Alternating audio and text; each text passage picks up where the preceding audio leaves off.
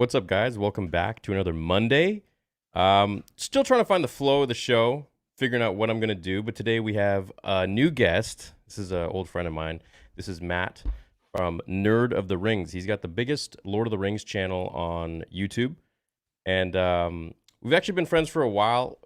Let's get into it. So how you doing, Yeah, man? What's going on? I'm doing good. How about you, man? I'm doing good. I know that you also have a Star Wars channel that you've recently I do. created. Yeah, we're on I'll say it's a bit of a sabbatical at the moment. Oh, But we are working on one to come out here in the next couple weeks. My buddy Keaton and we do that channel together, and he's kind of the Star Wars brains of the whole thing. yeah.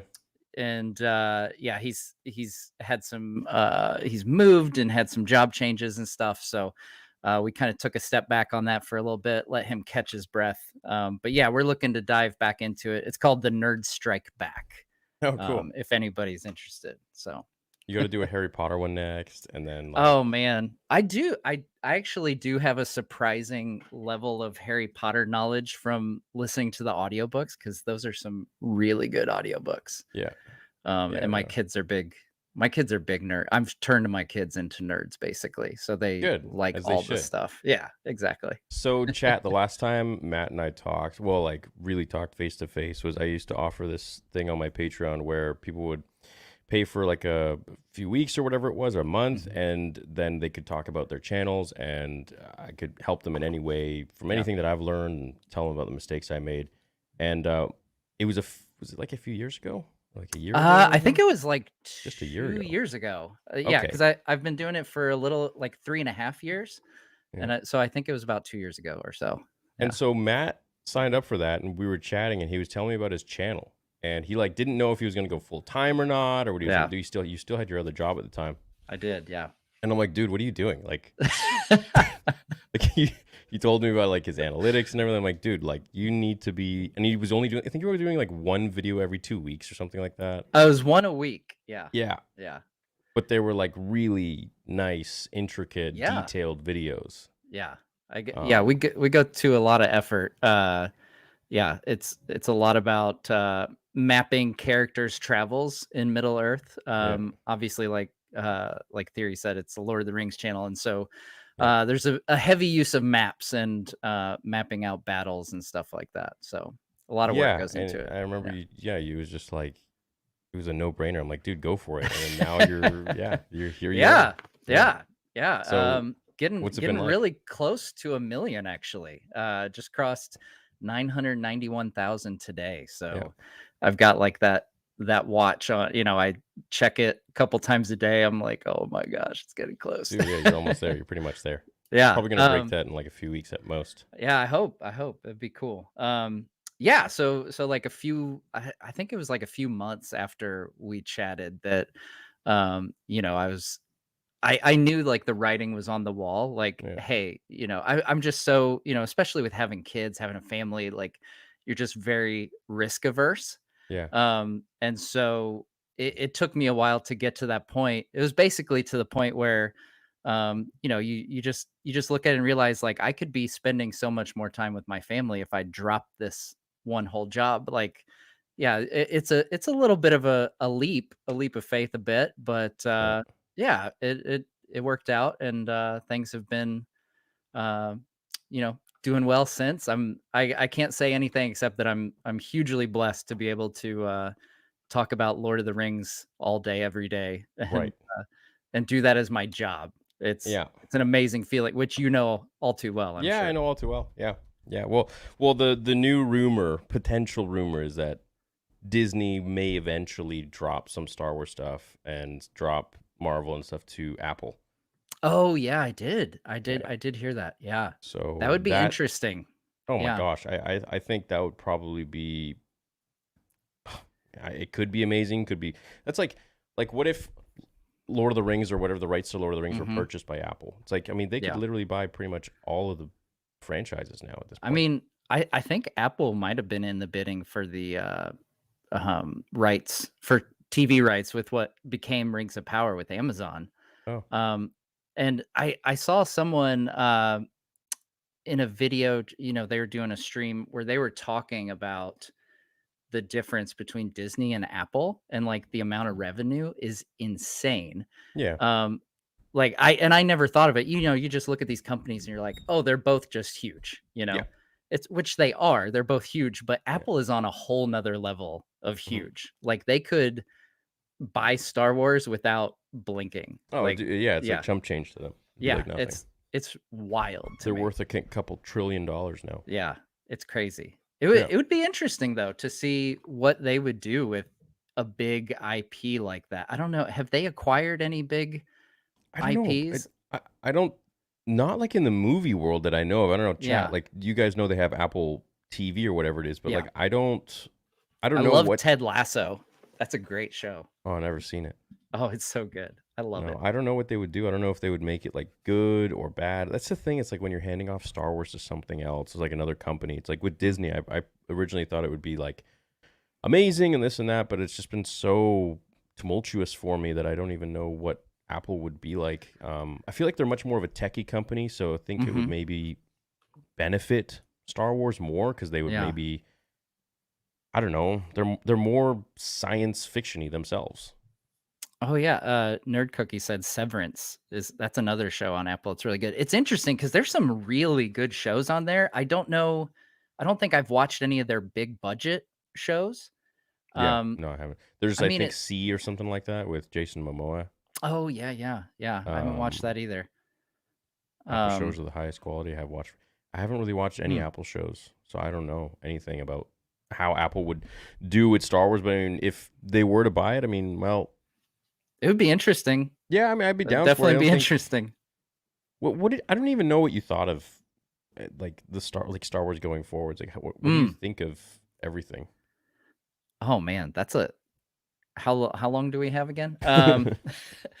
So man, so to give folks a little bit of background, I'm of like I don't think theory, I don't think we're terribly far apart in age, but we're just far enough that like the original trilogy is like the Star Wars that I grew up with, and like Yeah, when I think Star Wars, that's what I think.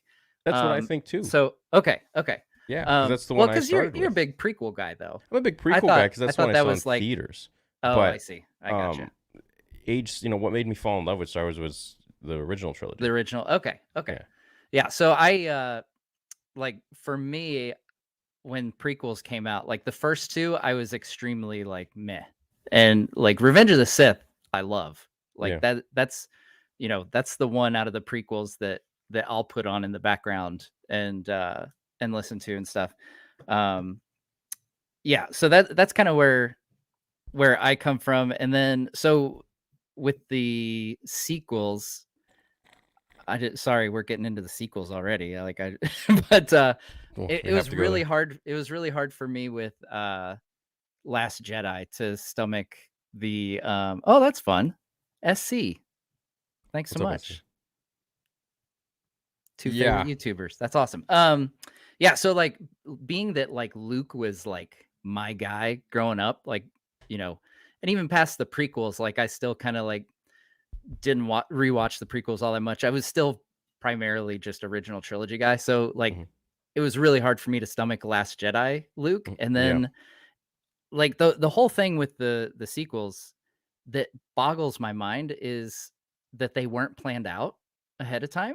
yeah, Like that just to this day, I'm just like, how do you buy Star Wars and commit to making a new trilogy and not plan it out and just yeah. go movie by movie? That's the I think that in the at the end of the day is probably the biggest failure. Any more than any like, you know, small decision here and there, small or big, like within the movies themselves, just not planning out a cohesive story across the three films. I think that at the end of the day is like the worst sin of the whole thing. It is. Yeah, I think that, and that's really what like divided so many people with the Yeah. fandom. It's like, I don't know. I just feel like there should have been like an overall concrete outline and plan. But then the argument is like, oh, now we're getting so much Star Wars everywhere, so shut up and take it. But it's like, well, yeah, they want to make money. It's Hmm. like, of course they're going to make more stuff. It's kind of like Lord of the Rings. I'm like, what's this? They're gonna make Peter Jackson's coming back. I heard. So no, they haven't said who's making them or anything, but rumor is that Warner Brothers is making 3 more films that will not be a trilogy. So they're going to be Okay. one-off self-contained stories. Okay. Um and nobody really knows, like it's very up in the air. There's been rumors, like people have said, like, oh, Warner Brothers went to New Zealand and chatted with Peter Jackson, and Yeah, I know. so whether he might come back, like, that would be awesome. I think it would be great for him to have another crack at Middle Earth, Yeah. uh even if it's just like executive producer. Everybody throws around the term like the Kevin Feige of blank. But Yeah. Yeah. essentially, if he took on an executive producer role, even if he wasn't directing himself, I think that would be really cool. Yeah, I think so too. I think like not having that guy. It's like not having Dave Filoni or I guess George Lucas even on like any Star Wars project. I feel like they should have them there because Mm. they created this stuff, and um if it weren't Peter Jackson, who do you think would be the next best? 'Cause I don't know Lord Mm. of the Rings that Yeah. well. Who would be the next best guy to take Gosh. care of this franchise? I mean, that's a really good question. I don't know if anybody has a perfect answer to this. Like, I mean, you look at all the adaptations that have been made. A lot of them have been animated, like back in the 70s and 80s and stuff. But really, Peter Jackson's the only one to take a Middle Earth, uh, story and just do an amazing job with it, with Right. Lord of the Rings. Um, I do think an inspired choice, like, just because of the history, I would love to see Guillermo del Toro get a crack at Oh wow. doing something in Middle Earth, because he was originally supposed to do the Hobbit trilogy. Yeah. Um, but things like basically the rights issues dragged it on too long, and MGM and Warner Brothers had to work together because one of them owned production rights and one owned distribution. Really, really messed up situation. It's kind of like Spider-Man with Marvel and Sony. Yeah, yeah. It's So a like little bit, yeah, it's a little it's bit like that, confusing. except it's like, so let me try to remember this correctly because it's been a while. But so Warner Brothers could produce a film on The Hobbit, but MGM could distribute it. So, like, they could make the movie, but they couldn't put it anywhere without That's so MGM. weird. It's so weird. But that drug on so long that Guillermo del Toro had to drop out. And then it was up to Peter Jackson, like, hey, either Peter, you take on directing duties, or we're gonna pull the plug on the whole thing. Yeah. And Peter, like, it's all the people, all his people down there in New Zealand who would be out of jobs if he didn't do it. So he Right. jumped on and did it.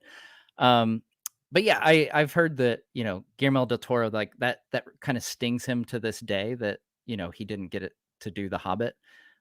So I think in a long-winded way of saying, I think that would be an inspired choice to direct one of these future Middle Earth films. Yeah, it would be sweet.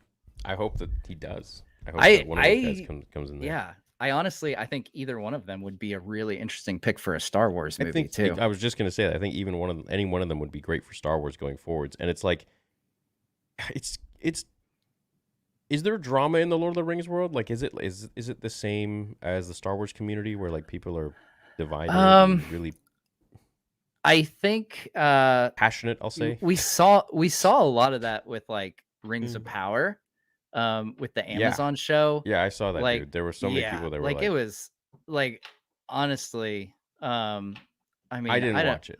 I watched Yeah, an episode and I was like, I just wasn't it into it. I it don't know. it did not have a good completion rate. Like, that was Yeah, part of the news.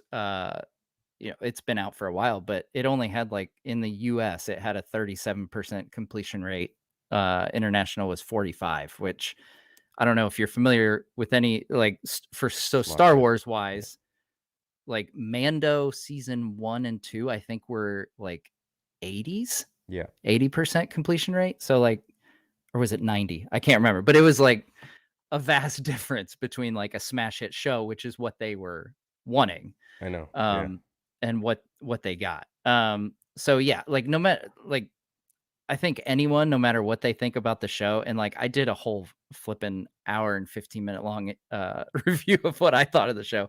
Um, but the worst part of the whole thing for me was like some of the online discourse around it was just insufferable. Like you had you had a fair number of people who just like hated it before it even dropped, and like at least if you hate it after it drops, then you've got some integrity about it, you know? Mhm. Um, but yeah, and then you also like you have the extreme flip side where, you know, if you say anything bad about it, then it's like, "Oh, well, you're just a hater," you know? And I've gotten it Oh from my both god. ends. So like so that's kind of how I know that I'm on the right track is that I'm getting it from both sides. Yeah. Um, so yeah. Yeah. But No, I know. like, I know I'm about that. sure you're familiar like, I know Star Wars is the same way. It's been that way even longer, and I think unfortunately, it's just, like, how fandom has become online no matter what the fandom is. There's some degree of that. There's a major degree of that. I think in like every single fandom and franchise that comes out, Yeah. I think what Star Wars is, it's I don't want to say culty, but it's like it's honestly like a religion. Mm. And Yeah. I like it's just been out for so long, Yeah. and the I think the problem is that like with Lord of the Rings, for example, the first three is kind of like all you have. Then you have The Hobbit, Mm. which is like a completely different time, I guess. It's like before everything, right? Yeah, it is. It has Bilbo. Bilbo's the main character who shows up Yeah. in Lord of the Rings. Like I've seen there's all some of them. crossover there, but it's like the books, like The Hobbit is very much a children's book. Yeah. So Right. very different tone. But yeah, Lord of the Rings is kind of like the main, the main I one love the everyone. movies. I Yeah. tried to read The Fellowship of the Ring when I was a kid, but I just didn't finish it. I got maybe Mm, like a quarter of the way at most, and then I just turned away because it was just yeah. it was maybe too stupid or something. But I finished Harry Potter books in like a few days, but Yeah. Yeah. Lord of the Rings was it's heavy, heavy book, Yeah. a lot. Yeah. Yeah. But I think yeah, with your question regarding the fandom, man, so the thing with Star Wars is like you got the original trilogy and it like built a Hmm. theme. Then you got your own fan base there that's been there for maybe what was it like 30 years until Phantom Menace came out, 32 years, Hmm. and then you have the prequel trilogy, which is a Hmm. Yeah. completely different feeling than the original trilogy. And so I can see why so many people who were like, okay, Star Wars is the originals, now it's something completely different, and they're like, what is this? Like we Yeah. have Jar Jar, we're like, what the hell is this crap? And then you have people kind of like coming in between the two and being like, hey, these both connect, and the Clone Yeah. Wars really like connected that bridge. Yes. Yeah. Did you watch all the Clone Wars? Yeah. I think you So did, right? I think I've seen just about all of it. Like there's so many episodes and like my viewing of them is so scattered. But I watched enough of it. That was one of the things that I always say about the prequels is like the Clone Wars for me at least did a lot of heavy lifting in um I don't know if this is the right phrase, but like rehabbing the prequels in my mind. Yeah, So like especially yeah, like I said, the first and second movie still in my mind are pretty, not the greatest, but like Revenge of the Sith is legit. yeah, But the first and second, like things that I did not even find tolerable are much better because of the Clone Wars. Like the Clone Wars does a lot of heavy lifting. The character of Anakin, actually, I came around a lot more on Anakin yeah. and finding him, because I was kind of in the boat where he comes off as very whiny in the second one. Yeah, that's what And everyone like, that's what I hear from so many people. yeah, Yeah, yeah. yeah, yeah, yeah. So that was where I was like after the second episode two, I was just like, God, he's so freaking whiny. Like, Yeah. why? Like, this is Darth Vader, man. Like, come on. But then, Clone Wars gives a lot more depth to his character, I feel like. Um, and it would be really interesting. So one of the hypothetical questions I had that I would love to get your thoughts on.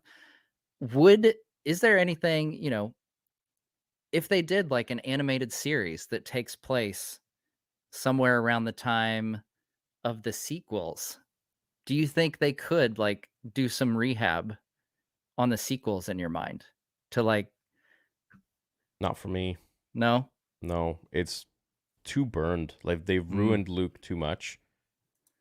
See, And that's it where I was think like if I like because I want to see, and I hope this is where like Ahsoka and everything is going to see Luke at full power because that's where I thought we were going I think that's with what the we'll see. sequels. So I think yeah, so that's like that's one of those things I think that's I literally wonder. Yeah, what we'll yeah, I see think with it like Ahsoka because now that's what she's I'm trapped hoping. over there, and Luke Right. has to be the only. He's the hero, right? So it's Yeah. like I think that's what Dave knows people want. That's what he wants. That's what Yeah. we want to see. We're gonna get that, I think, for sure. Yeah.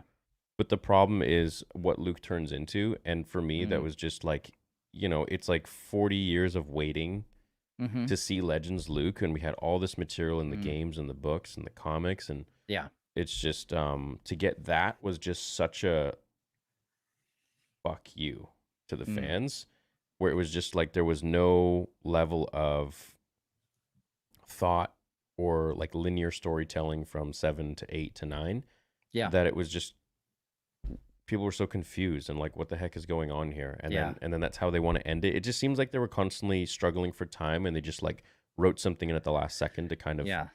but it was just all based on like a um faulty structure.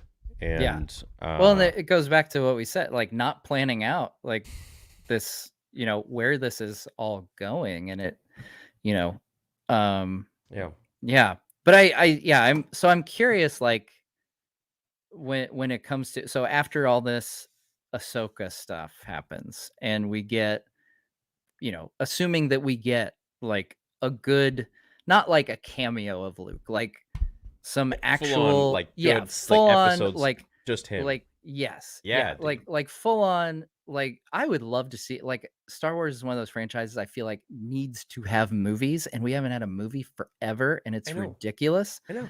Um like it's yeah, it's just one of those franchises that deserves to be in cinemas and Yeah.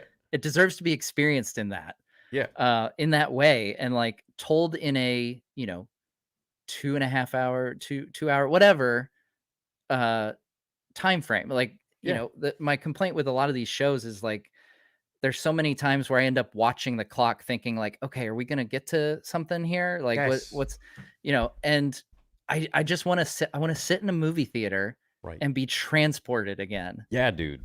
And From start to I hope finish. we get that. Yes, I hope we get that. And I'd love to see that happen with Luke, Yeah. especially. But I am curious, like going back to my original thought, like I'm curious if I get like a good amount of really strong Luke stuff, and then maybe you know, maybe then I won't mind as much like where they took him in the sequels. I don't know. It's still really hard for me It, as a huge Luke guy. It's I still really know I really know how hard they for can me. fix it. I know how, well, not fix, but like fix the damage that's been done.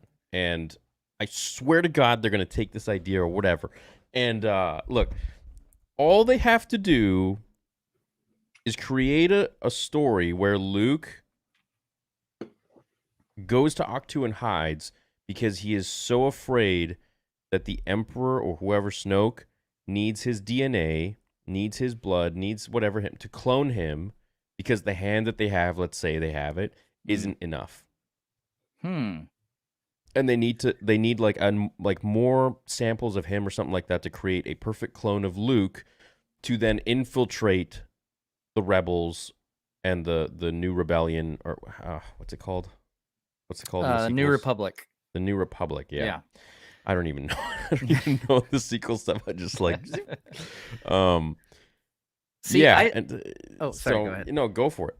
No, no, I'm already getting yelled at in the chat for interrupting you too much. So this, No, dude, don't. I'm not even reading the chat while I'm talking to you. It's um, confusing.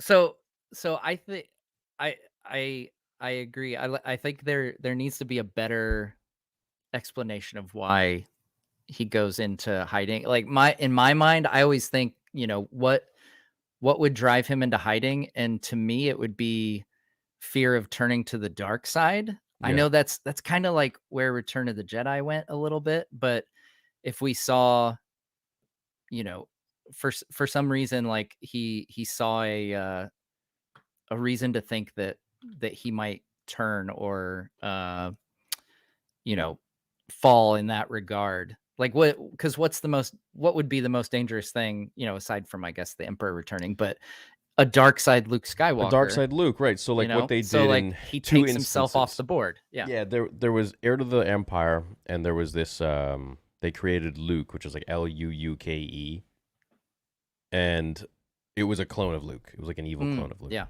And then there's also Dark Empire, where Luke turns to the dark side, but also Palpatine has like 50 million clones of himself. So it's like every time Luke Oh, kills him, he just transfers his essence into the next one. man, that's So annoying. yeah, he eventually killed him and stuff, Yeah. but they could really just draw upon that. Be like, look, Luke cut himself off from the Force because, he was afraid that they'd pick up on his scent and they'd find him and then extract his DNA or whatever and clone him. And Yeah. Leia would not be the wiser or whatever. I don't really know. I mean, there isn't much they could do at this point to kind of fix the reason he left the island Mm-hmm. or left the Oh galaxy and yeah. cut himself Yeah. off. But I don't know. I feel like that would maybe be a little more compelling than just like, oh, I got sad. It's like, dude, you freaking stopped yourself from killing Darth Vader, who's like the most evil dude in the galaxy, Right. and was your father. And then you want to go and kill your nephew because he has like a thought or Yeah. something. It's like, fuck. Yeah. That was super weird. Yeah. Like, yeah. That I remember that was one of those. Usually stuff like that dawns on me after I leave the theater, but that was one of those in the theater. I was like, In the theater. wait, what? Yeah. And like dude, Jedi Grandmaster Luke Skywalker, if let's say Ben Solo like pulls the hut on him. Yeah. My I feel God, like he could just like he would have flip it off, right? Yeah, he would have just had like a barrier already around him because he always has like a force field around him, or he Yeah. would just been like, and it's Yeah. just like a little bit of plywood, Yeah. or he would have chopped it up. Like, I mean, come on, Yeah. come on. But I- you know what actually made the temple blow up? It wasn't Kylo. So that scene in the Last Jedi, where Uh-huh. it's on fire, it was not. That was not Kylo. It was What Snoke. was it? Snoke. Snoke. Like he Snoke- was there? Telepathically, while he's talking to Kylo, telepathically shoots force lightning from the sky and blows up the temple. The stupidest thing I was just like, what? That's how? Like everyone's just like freaking Bluetooth force lightning like from the sky to the temple. I was just like, how does this even make sense? And then Kylo's like, then Kylo just starts to go rampaging the temple, and it's already on fire. And I was like, what the heck is this?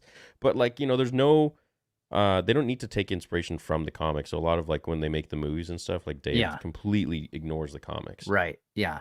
Like for example, in one of the comics, Yoda's lightsaber got thrown into a furnace at the end of Order 66 by Mas Amedda, which was Palpatine's right hand man. Okay. And then in Boba Fett. He had Yoda's lightsaber. So people were for like, what the Grogu, heck? I don't think Dave cares much about. Yeah. They don't care about the comics. Yeah. So It's like, man, it's kind of I'm sure it's a complicated mess trying to, if you were trying to keep in mind comics and all the different forms. Like one thing that I do think that comes into play a lot with Lord of the Rings, and this also works into like, why maybe the conversations don't get quite as heated, I don't think, around Lord of the Rings, is because we have the books that, this all stems from the books, and you like will always have the books, whereas Star Wars began and lives in cinema.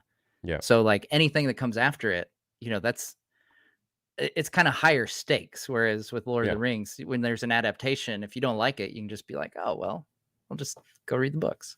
Right. Yeah. But Star Wars, well, back to what we were saying about Star Wars fandom and Lord of the Rings fandom. Yeah. There's that big separation between the original trilogy and the prequel trilogy. And then, you get like 15 years later, whatever you get, or 10 years later, you get the sequel trilogy. And that's got a completely different feel because it's not even made by the same guy. Right. And Yeah. like what George said, it's like a rehash of the first film. And he's like, I Hmm. don't like that. I like to do new things. I like new planets, new. And it's true. I mean, look at the Phantom Menace. You have new Hmm. planets everywhere. I mean, you're going Yeah. to the Gungan city, like underwater. Hmm. You're going to Naboo. You're going to all these different places. Coruscant. We've never seen these places before. And then in Yeah. each episode, we have so many different planets and different feels. Like A New Hope, it's there's sand, and then Empire Strikes Back, it's cold and ice, and you have Hoth, and then you go to Yoda's hut on Dagobah, and it's just like Yeah. swampy and dark and cold. Right. And then Return of the Jedi is again different. It's like forest, and it's always changing, so which just Yeah. expands the Yeah. world so much. But there wasn't much of that in the sequel trilogy. It was just kind of all the same for the most part. Yeah. I think, and going across, I've had discussions like this with some of my friends. I think we've seen enough sand planets for a while. Like we Yeah, can take dude. a break from sand planets. Yeah, Um, yeah, yeah, like it would be. It's like think of the Order 66 scene yeah, in Revenge of the Sith. It's like pick one. I don't care which one. Just yeah. like go to one of these. Show Literally, me like, something different. dude, those planets, each one of those, they were like few seconds each planet, but they were all Yeah. so different. Yeah. Like Felucia is one of my favorite planets. And Yeah. it's Yeah. so like looks like Avatar. Yeah. Like it's Oh, weird, yeah, it does. Yeah, I hadn't right? thought of It's that. it's totally different. Yeah. I did kind of like the I don't it made me think of Halo, but like the in I think it's in Book of Boba Fett where Mando shows up and he gets the bounty with like, Oh the yeah, guys with dog heads and yes, stuff and he like takes the head and like he's on this big ring and like yep, the sunlight like gradually moves and yep, stuff. I was like, "Hey, that's different. I like that." yeah, dude. I thought of Halo too when I saw that. I was like, this. But Yeah. that's the thing. It's like Boba Fett was first two episodes I really liked. And then it got to the point where it was just Mando, and like those were the best Mm. Yeah. episodes. I totally agree. And I'm Yeah. like, oh, well, this is kind of bittersweet. But Yeah, it was so bizarre that the reunion between Grogu and Mando happens in Book of Boba Fett to me. Like that should have been yeah, it's bullshit. in season 3. Like honestly, I mean, you would have lost Grogu for all of season 3, but like it would have been kind of cool if that happened at the end of It would have season been. 3, Yeah, honestly. Like yeah, have Din go off and do this, the stuff with Mandalore and everything yeah. and then somehow meet back up with Grogu. And like it would have felt a lot more impactful, I think. I think so too. Yeah. And that time was supposed to be 2 years, according to John Favreau. Yeah, see, that's another thing, like, with Star Wars sometimes, like, passage of time, I I feel like that's one of the biggest areas for improvement is showing passage of time because, like, I feel like even in the originals, like, this is just, like, in general, you know, passage of time just does not get communicated very No, often in Star Wars. It's no, it kinda doesn't. weird. Yeah, Yeah. at all. They don't really explain it. No, like, even in the original, like, I had no idea. Like, growing up, like, I couldn't tell you how long was between New Hope and, Empire and Return of the Jedi. I'm like, "Well, I even forget, Luke's man. wearing black now, so I guess, Yeah, yeah, he yeah, had yeah. time to change his outfit at least." No, there was, I think, 5 years in between Hope and Jedi. Okay. So I think there Yeah. was, uh, Was it 3 I think it's between 3 years the first 2? between A New Hope and Empire. That sounds right. And then it's 2 years between Empire and Jedi or something like Yeah. that. Or it could be reversed. And then with the prequel trilogy, it's Anakin was 9, then he Right, was yeah. 17. See, at least that was a little more easy to keep track of because you had a character who went from a child to, Yeah, you're like like, "Oh, a well, like a he's at least a teen. teenager now." So, Yeah, like like, an adult. some Or time has or was passed. he 19, dude? I'm like forgetting. I think it's 10 19? years between It's literally episode 1 10. and Yeah, 2. so he's Yeah, 19 and then he's 22 in Revenge of the and then Sith. it's 3 years. Yeah, yeah, Yeah. that sounds And then right. there's a 20-year gap, a 19-year gap between Revenge of the Sith and A New Hope. Yes, yeah. We got it. Yeah. Right. But yeah, it's just funny, like, yeah, the prequels actually, because of Anakin, Yeah. They have a better job of A like better timeline. Yeah. time So that would time make passage. Vader how old when he died? So he was 22 and Revenge this plus 19 years would be 41 plus another 5 years or 40. something. So 46. Yeah. Yeah, he'd be 46 when he Okay. died. Yeah. Man, he looked old. We can. Yeah. He did. Like old as Yeah. shit. Sebastian Shaw, man. The dark side makes you old, man. See, that's how old I am. Is that when you say, if you say like old, you say Force Ghost Anakin, I picture Sebastian Shaw in my head. But that's That's the how one old I I saw am. too. Oh, okay. I saw it when I was 6, man. VHS. Okay. 1996 until 1999. So we're not as far apart then. How old are you? Okay. I am 39. Oh, okay. Yeah, 6-year Yeah. difference. Okay. All right. Yeah. Pretty No, close honestly, to that difference in A New Yeah. Hope and Empire Strikes Back, as we just Exactly. learned. Yeah. Yeah. Exactly. Sebastian Shaw, someone just said in the chat, Sebastian Shaw was 79. Oh my god. That's crazy. And you know Dooku's supposed to be older than Palpatine. Really? Yeah. I didn't know that. Yeah. Oh, I do love my Lord of the Rings Star Wars crossovers. So Christopher Lee, man, that guy, epic. I love hearing stories about that guy. Apparently he was a badass. Like apparently he like did some pretty crazy shit in wars. Yeah, he and worked. stuff.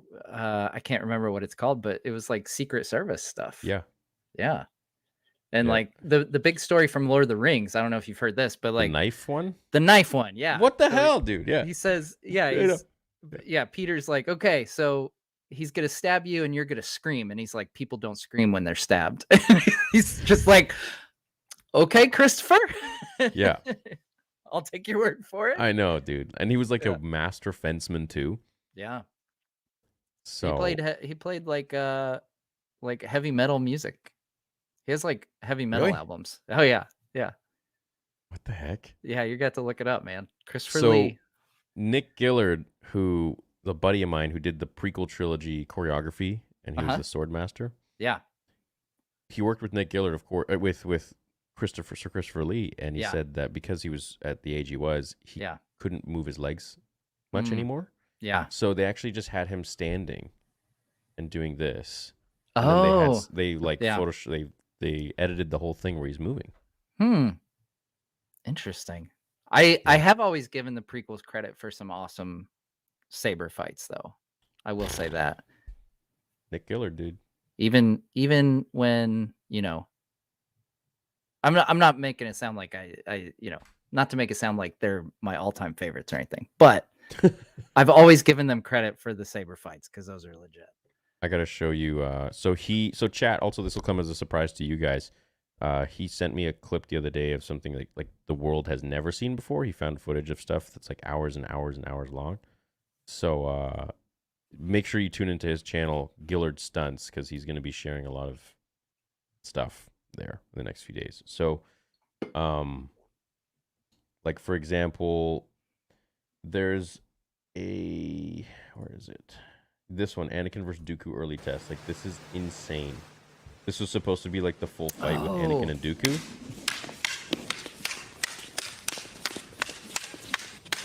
And like there's a scene where he actually burns Dooku's eye with his own saber. It's just so badass. Oh, I think I saw this. Yeah, like it just shows just the mastery that Anakin had in that moment. And I wish George would have left it in. I don't.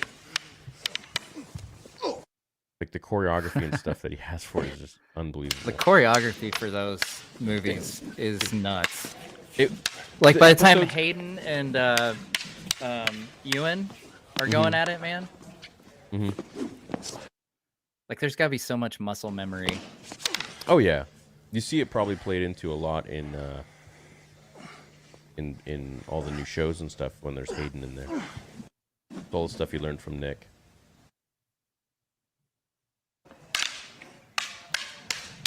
It's coming up. Pretty cool move. Yeah, we're here. Just imagine Dooku getting... Oh. Oh my god. Would have blinded him. Like that one move right there too is just insane. Man, that's much longer. Cooler, right? Yeah. Yeah, I know.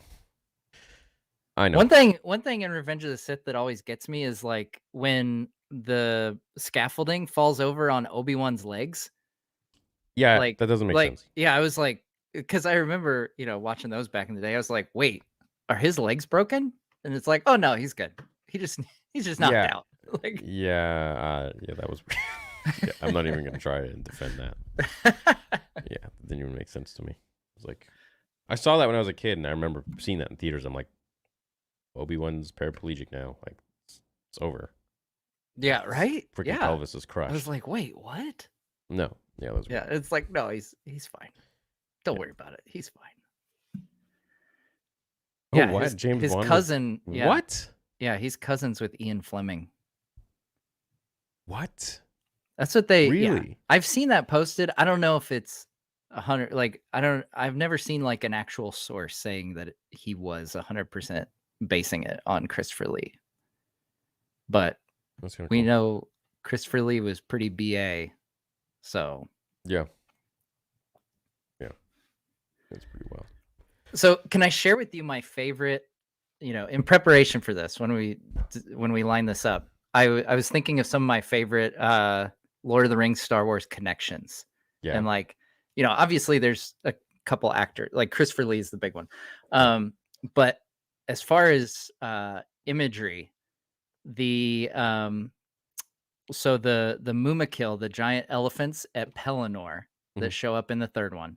Yeah. So, obviously that was in the books like back in the 50s, obviously. Right. And like I've heard, that George, I think, has said publicly before that like Lord of the Rings might have been inspiration, like that he was a fan and stuff. Yeah. So like the AT-AT attack at Yeah. Hoth Yeah. is kind of reminiscent of that a little bit, but like, it was just described in the book. You know So those like, giant elephants yeah, yeah, the that giant like elephants. Legolas and like Gimli were like Yes. swinging off of? Yeah, yeah, yeah. Okay. Yeah. Yeah, Yeah. so like that big attack, like it's very, in my mind, I feel like there's a really cool connection because you've got the giant elephants in the Mumakil in the books. You've got the AT-AT attack on Hoth. And then when Peter Jackson goes and makes his trilogy, the way that he shoots the Mumakil, you can see kind of the inspiration from the AT-AT attack at Hoth. And taking it a step further, like Legolas basically pulls a Luke and takes one down solo. Oh, cool. So I've always like had that connection in my mind. I don't know if that's how it actually worked, if George got that from Lord of the Rings or was From the, inspired in any way. when did the book come out? But 1955, Oh, jeez. 1954, 55. Return of the King was 55. Wow. Yeah. I know George took a lot of inspiration from Dune. Yeah. A lot from the Dune books. Yeah. So I could see that definitely happening, but I don't know. That's interesting. He probably, I think he read Lord of the Rings. I'm sure he did. I know that another interesting connection between him and Peter Jackson, I think they've both mentioned being very influenced by Akira Kurosawa, the Yeah. Japanese director, which Well, that's I love essentially his films. what Star Yeah. Wars is like about. Yeah, You know, yeah. it's the Jedi and all that. It's about the samurai. Yeah. And I think Dave does a really good job of incorporating Mhm. samurai even more so than George did.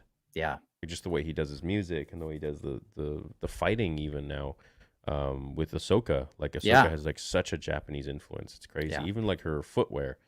It's like what the Mhm. ninjas would wear and stuff. It's pretty cool.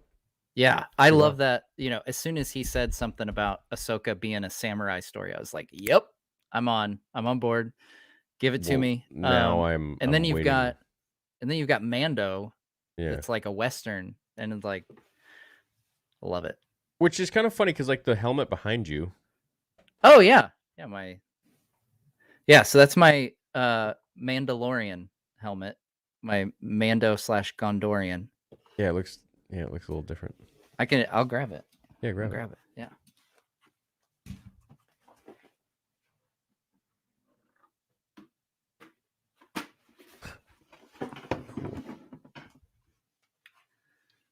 Yeah, so I actually wore this at Comic-Con, not this past year, but the year before.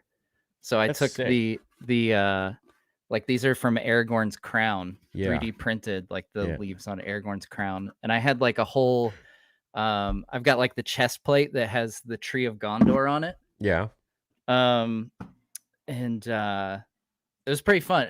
They had like a Lord of the Rings party thing, and Ismael Cruz Cordova was there, who is an elf in the Rings of Power show. Oh, nice. But he was also the brother Twi'lek on Mando season 1 that they break out of prison. Mm-hmm. That was him. And so like when I was walking around and when I passed by him, he's like, "Oh my gosh, that's Mandalorian." Yeah. It's like, but it's Lord of the Rings. He's like, "I was in Mandalorian." Yeah, I love seeing those. He's like those, all pumped about it. those crosses when fans do that stuff. It's fun. Yeah, I've got a Aragorn sword that's a lightsaber as well. What's the most rare thing you have for Lord of the Rings? Oh man. Like something that like you would not want to lose ever. Yeah. So I have it. It's in a box over here. I have not opened it because I bought it for myself and said I would not open it until I hit 1 million subscribers. Oh, sick. Okay, you're almost there. So yeah. So I won't reveal what it is, but it has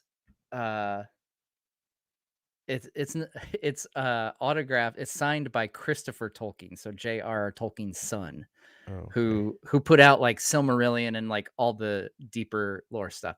I can't afford a J.R.R. Tolkien sign thing. That would just be insane. But it's signed by Christopher Tolkien, who is very, very important in getting like the deeper lore. Like if it wasn't for him, we would only have Lord of the Rings and The Hobbit and not like 15 other books. Shit, dude. What? Okay, look at this. Okay.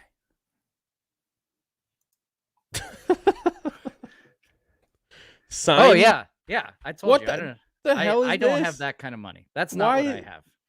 Why is it so expensive? Dude, he died in 1973. I guess. And especially I think that top one is a first edition Hobbit. This? Which there was only, I think, 5,000 printed. Yeah. Yeah, that's a first edition Hobbit. God, dude. That's without the slipcover too.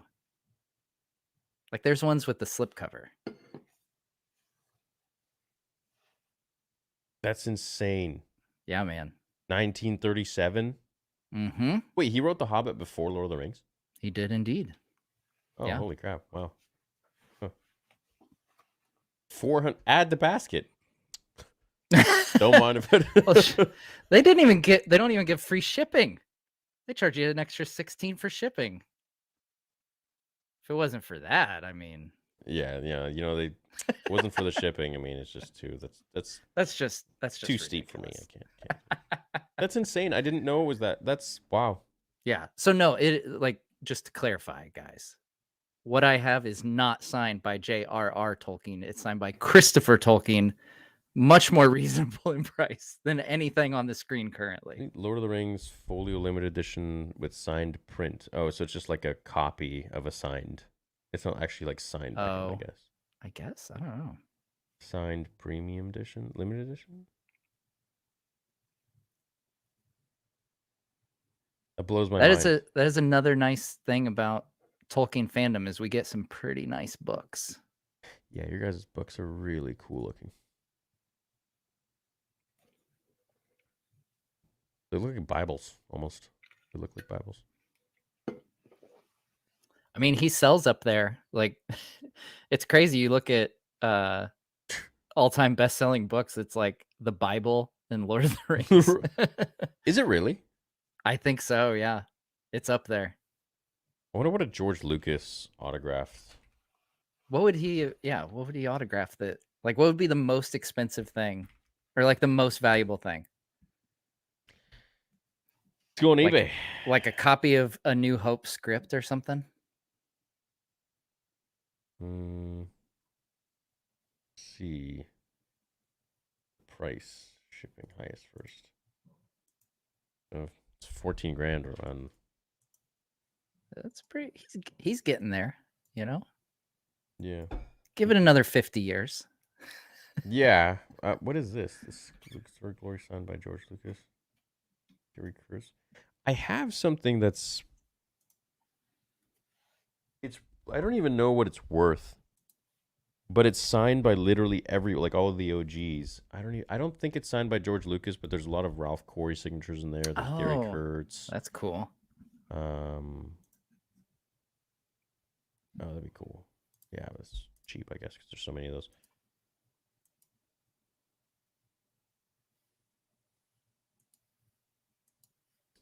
I don't know what would be even Like the equivalent, like the. Let me Yeah, just type in that's Star Wars. See what I get. highest price. Highest price $698,000. What is that? What? Set of 1 and 2 700 card set. Card set. Why? It's like $1 million. What is Man. this? What the heck? Only complete set on eBay. 700 card set. 1 through 700. Red parallels. Great sell. Art card. All card numbers between 1 and 35. Great condition. Impossibly hard set to collect. We have to keep in mind too, this is what people are listing things for, not like what they're selling for. I always laugh when I see articles where it's like, this is selling for some crazy amount on eBay. It's like, no, it's listed for that. Nobody's bought it for that. What the heck? 70 grand? What is this? Wait, Revenge of the Jedi original full trailer reel with tin. That's pretty cool. Oh, there's your next purchase. Bulk Funko Pop vinyl. Yeah. Revenge of the Jedi printer's proof.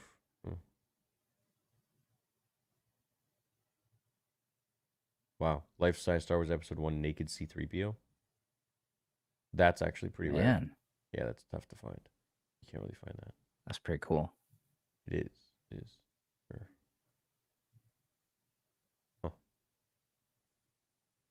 Ooh. Whoa. That would be really cool. Nice. Darth Vader helmet, Ralph That's McCoy concept, legit. signature edition. Oh my Man. God. What? I do love that Ralph McCoy art, man. That would be insane to own. Holy crap.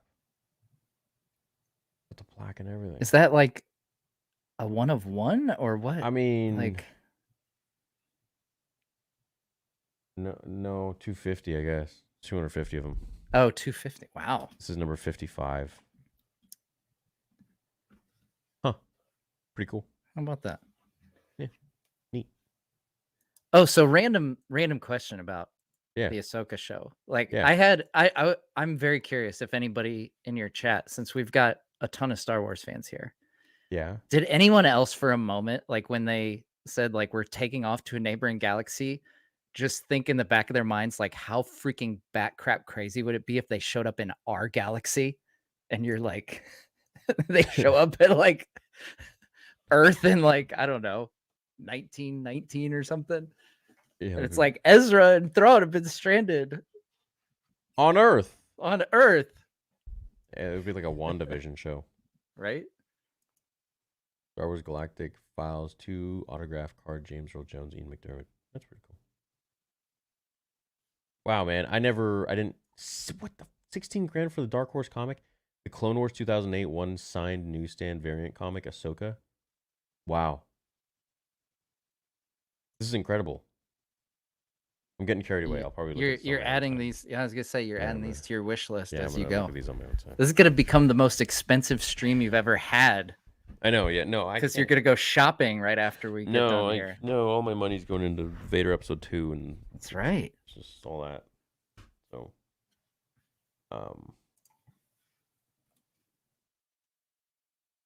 I'm so interested to always like learn about other fandoms. I'm so interested to learn about like the Lord. So you guys don't have the amount of like vitriol that we have. I mean, I feel like we've dabbled in it. Yeah. I feel like Rings of Power was really the first time that I've experienced that. Like, it was bizarre to me. That was honestly the first time that I've ever had, like, hate comments on my channel. Oh yeah, of Like, course. I made it, like, a good long while, and then it was, like, because I was willing to give the show a chance. Like, that was my whole thing was, like, "Oh, yeah, I hope it's good." Like, you know, "I'm cautiously optimistic about it," whatever. That was the Shill. phrase. Yeah, exactly. You're Yeah. a shill. Yeah, that Yeah. was the Yeah. yeah, that was the exact thing, and Okay. yeah, it's bizarre. Like, The Hobbit, I feel like there was some division on that, but, for the most part, I don't think we were as chronically online even back then No. as we are today. Um, so there wasn't all the, like, because nowadays it feels like there's so much conversation that happens before things even come out. Oh yeah. And, for me, I'm always gonna be of the mind like, hey, you know, might look at something, like look at the trailer and say, I'm not crazy about it. It looks like it might not be good, or hey, it looks like it could be good. But then like go into the theater, whatever, watch the Yeah. show and then make a decision. That's, I know it's wild, but Yeah. that's No, that's for my sure. my thing. But yeah, so like I don't think The Hobbit had that to the degree that like Rings of Power did. Mhm. Um Now, of course, like in the end, I ended up ranking The Hobbit higher than I did Rings of Power.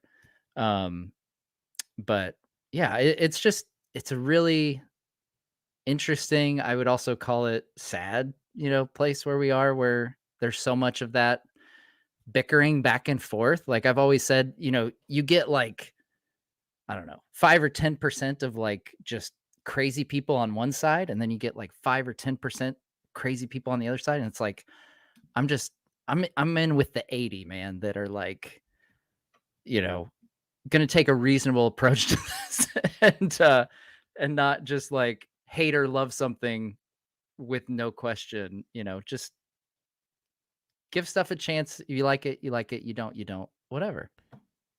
The way I look at it with Star Wars is like, um, and I don't think this is the same in the Lord of the Rings space, but it's like Mhm. everyone now wants to be a Star Wars creator, Mm, and I think that is awesome. I think that even from like a analytics standpoint, the more Star Wars creators there are out there, the better it is for every creator because it just yeah, builds that massive SEO pool. And this is yeah, what a lot of people don't understand. It's like, no, they're taking from my views. It's like, well, it doesn't work like that. right, The yeah, the the better my video does, the better your video will do right, because yours gets recommended. yeah, So it's like a constant. You're feeding the machine constantly. It's hmm, like if there's all this Star Wars, man, there's everyone's gonna be eating good, so to speak. yeah, So people don't really see that, and they think like I think like with me, anything I say is just bastardized. It's just mm. especially with. Did you watch Andor? I did. Did you like it? I loved Andor. Okay. Okay. I wondered when we might get to this. I thought Andor was fantastic. I thought Andor was great too.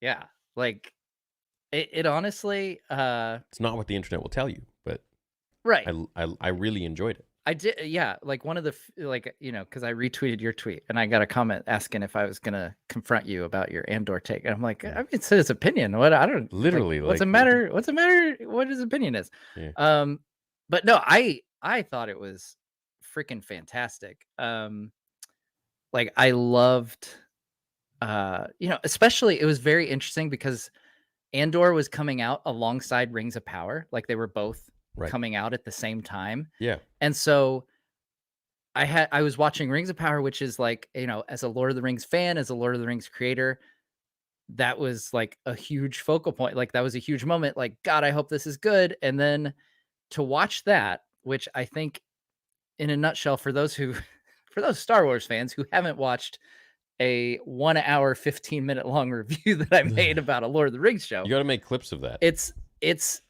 a gorgeous show. It has amazing effects. It has um, everything practical. Even like a lot of the acting is really good, but like the script and like the story elements are what Mhm. drags it down. And so to watch Andor at the same time Rings of Power is coming out, you see a show that is just like popping, like as far as story goes. And like the episode with the it's got like the Kino Loy speech as well as the I can't the Skarsgård. I can't remember his Oh, character's name. um, Luthen. Luthen. Yes, like those two speeches in the same episode. I was like, this is freaking phenomenal. Yeah, they were both Um, great. and I also like just from being a Star Wars fan, I really loved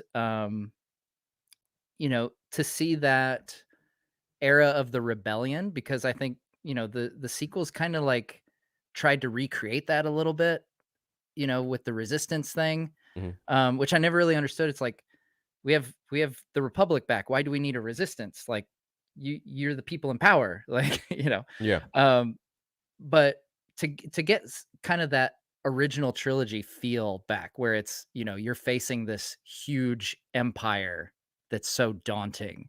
yeah, Um, yeah, I just thought I thought it was really good, and I love seeing Andy Serkis um, get some credit where credit is due because a lot of people, especially in like the film awards circles and stuff, they kind of look down on like the motion capture guys, which he's yeah, been doing forever, and like Planet of the Apes, Lord of the Rings, all yeah, this stuff. And so to see him in live action and people to like take notice of how great of an actor he is, um, I absolutely love to see that. Yeah, there's the other actor connection with Lord of the Rings, Andy yeah. Serkis. Andy Serkis, and then Snoke. Yeah, he was. No, I keep Yeah, forgetting about that. I know, right? Because he I was so did short-lived. appreciate that he came out and was like, "Yeah, these characters are not related." Like, Yeah, I'm really glad that it wasn't like, "Oh, well, maybe." It's like, "No, just rule it out. These characters are different. yeah, This is a different guy." I'm like, "Thank you for clearing that up." Yeah. yeah. Thanks. No, I liked Andor too.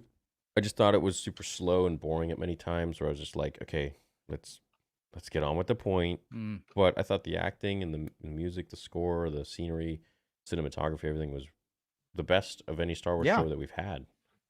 Yeah. Um, I Like, just there were just yeah. moments where I was just like I was falling asleep. I was like, dude, Yeah. let's move on. Let's But it's like a cozy show, I guess. Mhm. And there's a lot it's like a show about exposition, really about like the building of the rebellion. Yeah. So I And understand that I do think it builds as the season goes. So like for sure. once you get to like I think it's like the jailbreak episode and like the one before that, it really starts to Pick up. like kind of pick up. Yeah. Yeah. And then by the time you're in the finale and the Andor's mom like has that hologram message about fighting the Empire. I'm like, yeah, let's go. Let's fight the Marva. freaking Empire. Yeah. Yeah. Yeah. Yeah, no, it's definitely good. It was definitely moving. There were just moments in there where I was just like, mm. I think what I just want to learn more about the Jedi and the Sith, and I just Mm, don't really care about anything else, to be yeah. honest. Okay. Fair enough. Like, I mean, Yeah. yeah. Like, I Yeah. understand there's so much more that goes into Star Wars. I know that, but Right. like, I'm just, I think after what happened with the sequels, I just have no tolerance anymore. I'm just like, man, Mm. You just have a short fuse. yeah, I really Yeah. do. And like, I just want, like, we had a few seconds with Luke and Mando season two, and then after Mm. that, like, I was expecting Boba would be this and that, but it wasn't. And Yeah. I'm just getting disappointed. I'm like, well, the number one show that you make it like that is actually like a good show has like none of that in there. And I'm like, man, I Mm. just want to feel like a little kid again. I want Yeah. that. I want that. And I'm hoping that we get it, you know. We'll I see. I really hope that they get out of like this like the Skywalker era, I guess you could call it. Like Yeah, go back in time. this time period of time, like this period of time, like I would love to see them go back. I always confuse Old Republic and New Republic. I think what I mean is Old Republic like thousands of years ago. Yeah, So like dude. no Yoda, nobody. Like Nobody. nobody's the same. No Palpatine, nothing. Yes. Yeah. Like go back, which I think there's been rumors that they're gonna do something They back then. yeah, with the what's his name? Lindelof or something. I forgot his name. Forgot who's going to be That's doing it, but it's going to be like the origins of the Jedi. But I mean, there's already Okay. a story there, right? So it's like, what are they going to do to deviate? What are they going to do to change it? And I'm just, at this point, I used to be so excited, and I'm just now skeptical. Mm. And I'm just worried. And You need to rediscover your childhood wonder and optimism. well, that's always there when I watch the first 6 movies. Yeah. I watched, I would, if anything, I would love to have a channel that just covers the first 6 films and the lore Mm. behind it and the Yeah. books and the games and all that before 2012. Mm. Um, and that, to be honest, that's kind of how this channel started.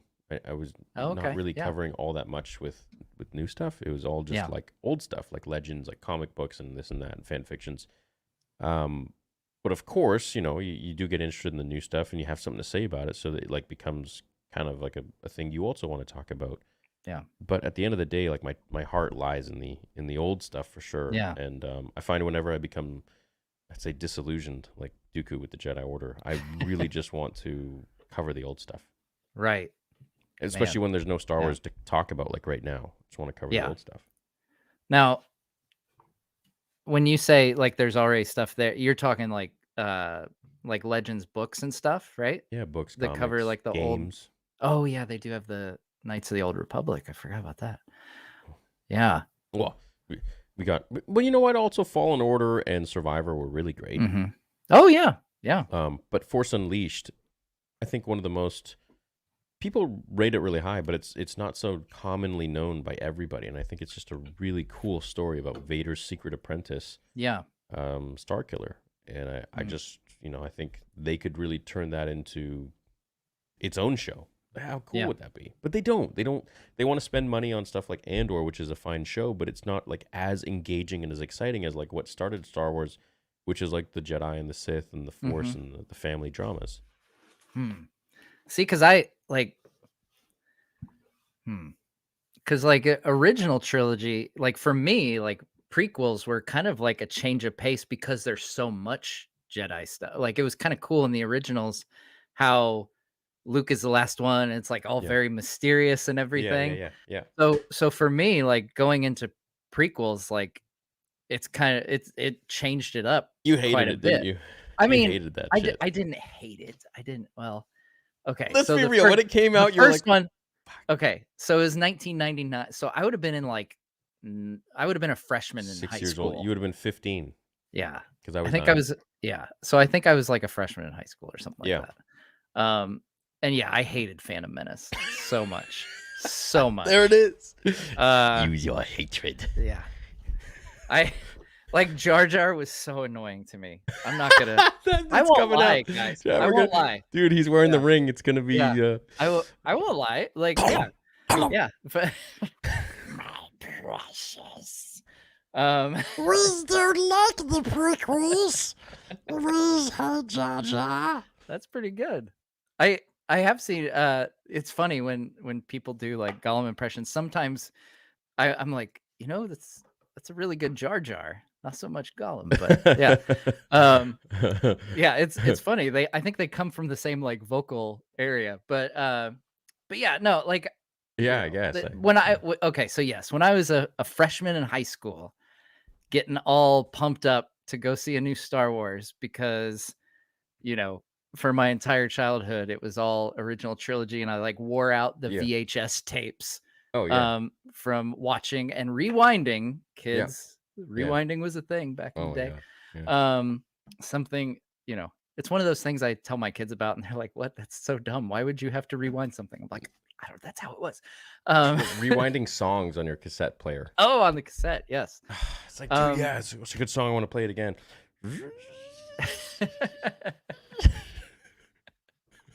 You play it, it's like in the middle of the song. You're like, Oh shoot, go back farther. Too far. Dang too it. far. Yeah. So I'll admit, I pretty much hated Phantom Menace when it came out. And then Attack of the Clones, I was like, okay, well that was a bit more entertaining, a little more my speed. And then Revenge of the Sith came out. I was like, okay, that was pretty dope. I really like that. And then, like I said, Clone Wars. I caught enough of Clone Wars to be like, yeah, like in this new light, I I can appreciate these a lot more is what it comes down to. Like I can appreciate, even if episodes 1 and 2 are still, if I was ranking all the movies, like they'd still be way below the originals. But I can appreciate what's going on in the storylines that I now have, background info on because of Clone Episode 2, I Wars. think, was one of the most underrated, most compelling for me. Yeah. There's just so much in there to unravel with Anakin that like people often get bored in the romance crap. Yeah. Which I agree was a little much. That's the sand one, right? He does say the sand line in that one. I Yeah. don't like Okay. sand, yeah. I don't like sand. Yeah. That was But, another one. Like, but if you think, but full like, disclosure, back in high school, we were quoting that and saying like, "This is freaking dumb." but like, that's the thing, and everyone uses it as a meme. Like that was really a stupid scene, but it's if you look at it from this boy who's like a slave and knows nothing more than slavery, and was surrounded in Tatooine with 2 sons that like bake the crap out of him, and he's a slave to this like disgusting fat flying thing that like also enslaved his mother. And like all he can do is just build stuff all day, and that's how he got good at stuff. Everything that reminds him of slavery is associated with sand. Yeah. And I get so that. it's like for that one time, and then he goes to the Jedi, and like they like completely make him ignore his mom, his attachments. He never sees his mom again until that moment, and it's like. Finally, that's like Anakin's literally first ever vacation that he's ever had in his life with a beautiful girl who he's had a crush with on for like 10 years. And now he's like looking at her in this beautiful palace. And this is this slave child's first moment where he's like, and he's just remembering like all he knows, which is sand and slavery. And he's like, oh my God, this is a completely different life. It's a different world. Yeah. And so he's like, I don't like sand. But then everyone, of course, sees it. It's I think it's one of those things like it could have been articulated better. Sure. Like when you say it like that, 100%. like it's like 100%. guys, it's like we know, like, come on. I've been reading these Tolkien books. Like I know there's a difference between like really good writing and like. It's not. I'm not saying it's bad. I'm just saying, it has it wasn't improvement at time. It was clunky for sure. But Yeah, it takes a guy like me who's like devoted to understanding like the books and this and that to like be able to pick that apart. But I mean the line, it was lame for sure. But it makes like, sense when you think about it from his point of view. To be fair, if we're going down this rabbit hole of like really making sense of it, like he's been training with Obi-Wan for 9 years. It's not like he has a lot of practice hitting on girls. So no, he's got no practice. Yeah. So like when he's probably he's a little literally intimidated every Star by Wars Padme, fan. And he's like, I don't know, what do I talk about? What do This I know? hot girl What do I who's know? royalty. I know right about next sand. to him. It's horrible. Yeah. And he's like lightly stroking his like doing the hover hand on on her shoulder or whatever. Yeah. Of course, but he's awkward. He was me. He was everybody. He was all of us. If you were a true Star Wars fan, like you weren't the popular kid. You weren't, at least in the 90s. Now it's like an in thing to be a Star Wars fan. It's like everybody's it's like a cool thing now. Yeah, but that is kind of a cool thing about Star Wars. Like it's just like it feels like everyone has their entry point to Star Wars. Like it would be so rare, I think, to walk down the street and find someone who's not watched a single Star Wars episode of The Mandalorian or episode of so I'm gonna Mando say is like controversial, and I hope one of my editors is watching because he can make this into a clip because I know a lot of people will tweet this, but I kind of love and I hate that there are so many new Star Wars fans today. I love it because it's expanding the franchise. You're introducing it to more and more people, and it's like a gateway because they start with, The Mandalorian, let's say, because Baby Yoda's cute, and then they go off into the movies, and then they get make their own, idea of which ones they like.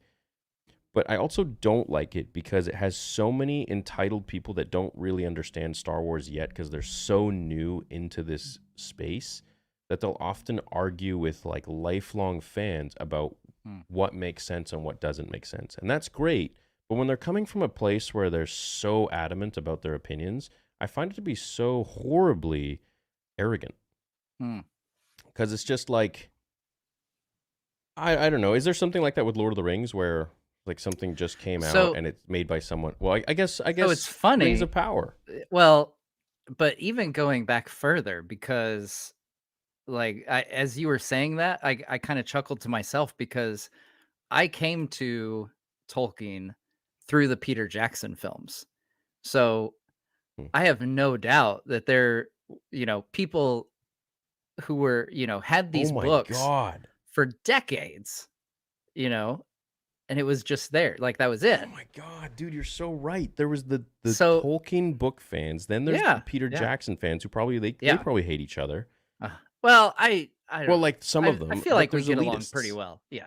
There's Oh, probably I mean, elitists yeah, there you always find you'll find that anywhere. Like people for who are sure. like, oh, you like those Peter Jackson movies? Like, I'm like, I'm sorry, they're the greatest cinematic trilogy of all time, but Yes, whatever. right. But might be another controversial thing to say here on a Star Wars channel. But I realize as I'm saying it, original trilogy is right up there for me, guys. Don't worry.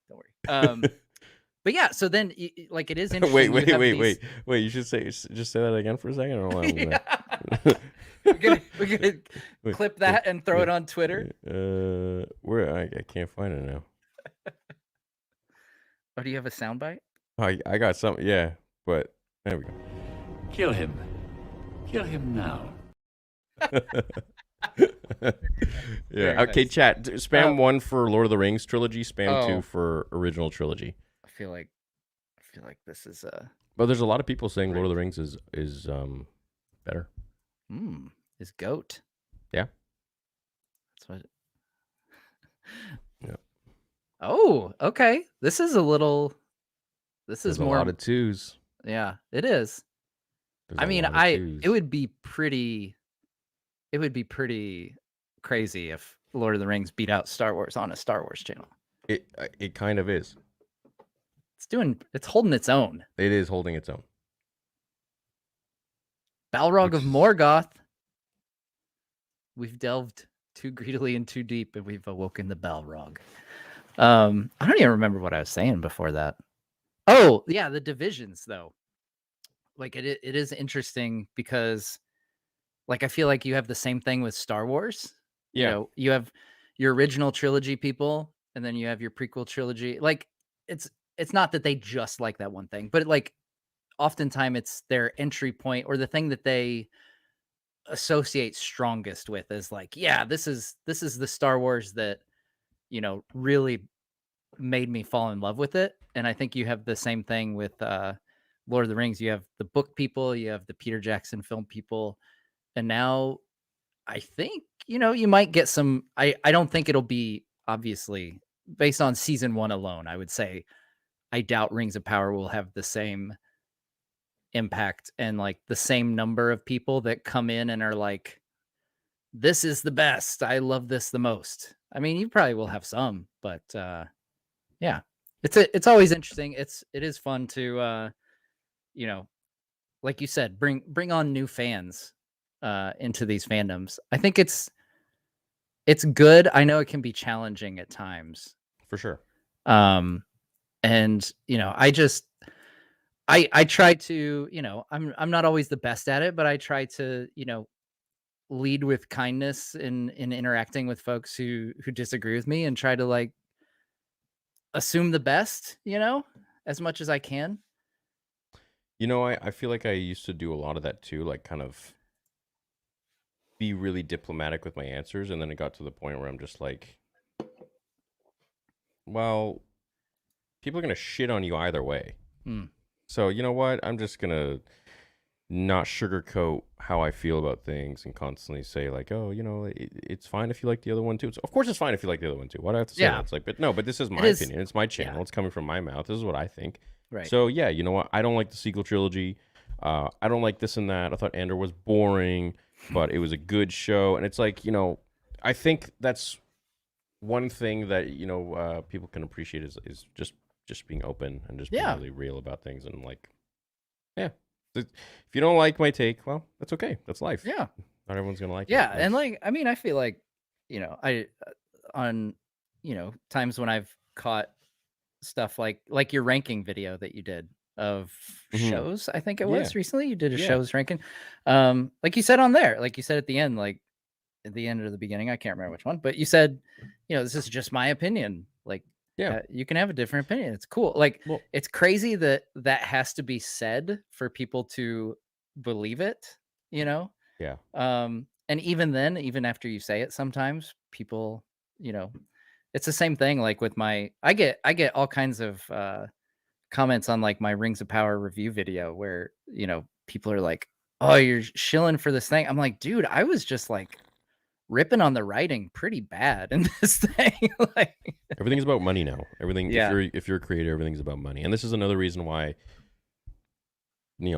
why I love Star Wars fans, like more Star Wars fans coming into and it becoming mainstream. But I also really miss how it used to be in the 90s and 2000s, because it's like everyone now can make money off of Star Wars, whether you're a influencer on TikTok or YouTube or Instagram or whatever. It's so it's almost like I'm you don't know who you get. Like some people might be like actual legit Star Wars fans. Other people might be literally just trying to piggyback off of the clout or off of creating a platform or making money off of it, because it's just so easy nowadays, right? Yeah. And I find that a lot of the Disney Star Wars stuff brings in a lot of people who never knew anything about Star Wars, but all of a sudden got into it because Baby Yoda was cute and think they know like absolutely. Like there was this guy that was arguing with me about a month ago. I remember I was getting my tattoo done and he was like talking about Star Wars and stuff. And I'm always polite and everything. And Yeah. but he was like literally arguing with me about Star Wars and stuff about the sequel trilogy and this and that. I'm like, oh yeah, well, I didn't really like it too much. It didn't really feel like it was, in line with what George Lucas had created. Mhm. And I just wanted to see Luke, to be more badass. He's like, yeah, but it had like Obi-Wan and this and that. And I'm like, what do you mean had Obi-Wan? The sequels didn't have Obi-Wan. He's like, yeah, no, it did. What are you talking about, man? You don't even know Star Wars. It had Obi-Wan. I'm like, there was no Obi-Wan in the sequel trilogy. Do you mean the Obi-Wan Kenobi show? He's like, no, man, this guy shows me a picture of Luke Skywalker in Oct 2. I'm like, that's Luke. That's Luke Skywalker. He's like, oh shit, my bad. I'm That's like, funny. yeah. And that's like kind of what I run into all the time on Twitter. And it's just, or X, now it's called. It's just, you never know who you get. Now the fandom is so huge that like, Yeah. you never know who you get now. It could be really legitimate fans. It could be fans that are just coming in for like a show and then they Right. kind of, Yeah. But what I also like to kind of compare it to Cobra Kai. Cobra Kai brought in so many new fans that dove right into the Karate Kid, and it brought a lot of new people because it's like, I don't know. I think they just did it so well that got you really invested in these characters that then brought them into the Karate Kid movies, and I think they just did a really fine job with that. But yeah, we'll see what happens, man. I think it really depends on who the director and writer is for Star Wars, and same goes for Lord of the Rings. And Yeah. I hope we both get great content going forwards from both of them, and we have a really expanding fandom that like loves everyone and is positive. It's I hope, my hope, like, and maybe this is hoping for too much, but I hope that this is like a phase, where people need to, kind of remember how to interact with other humans. Like, I feel like a lot of this really exploded around, COVID and stuff. And we forgot what it's like to, interact with people face to face. And, I try to interact online as if I were talking to that person face to face. And it's like, would I immediately try to escalate is the word I'm looking for. Try, I try as best I can to, talk just genuinely, honestly, and with some measure of kindness there. I know it's not always easy, but no, it's not always easy, especially when people are twisting your words. Like this, for example. So you're saying people only from certain generations can appreciate Star Wars. That's exactly what I'm saying.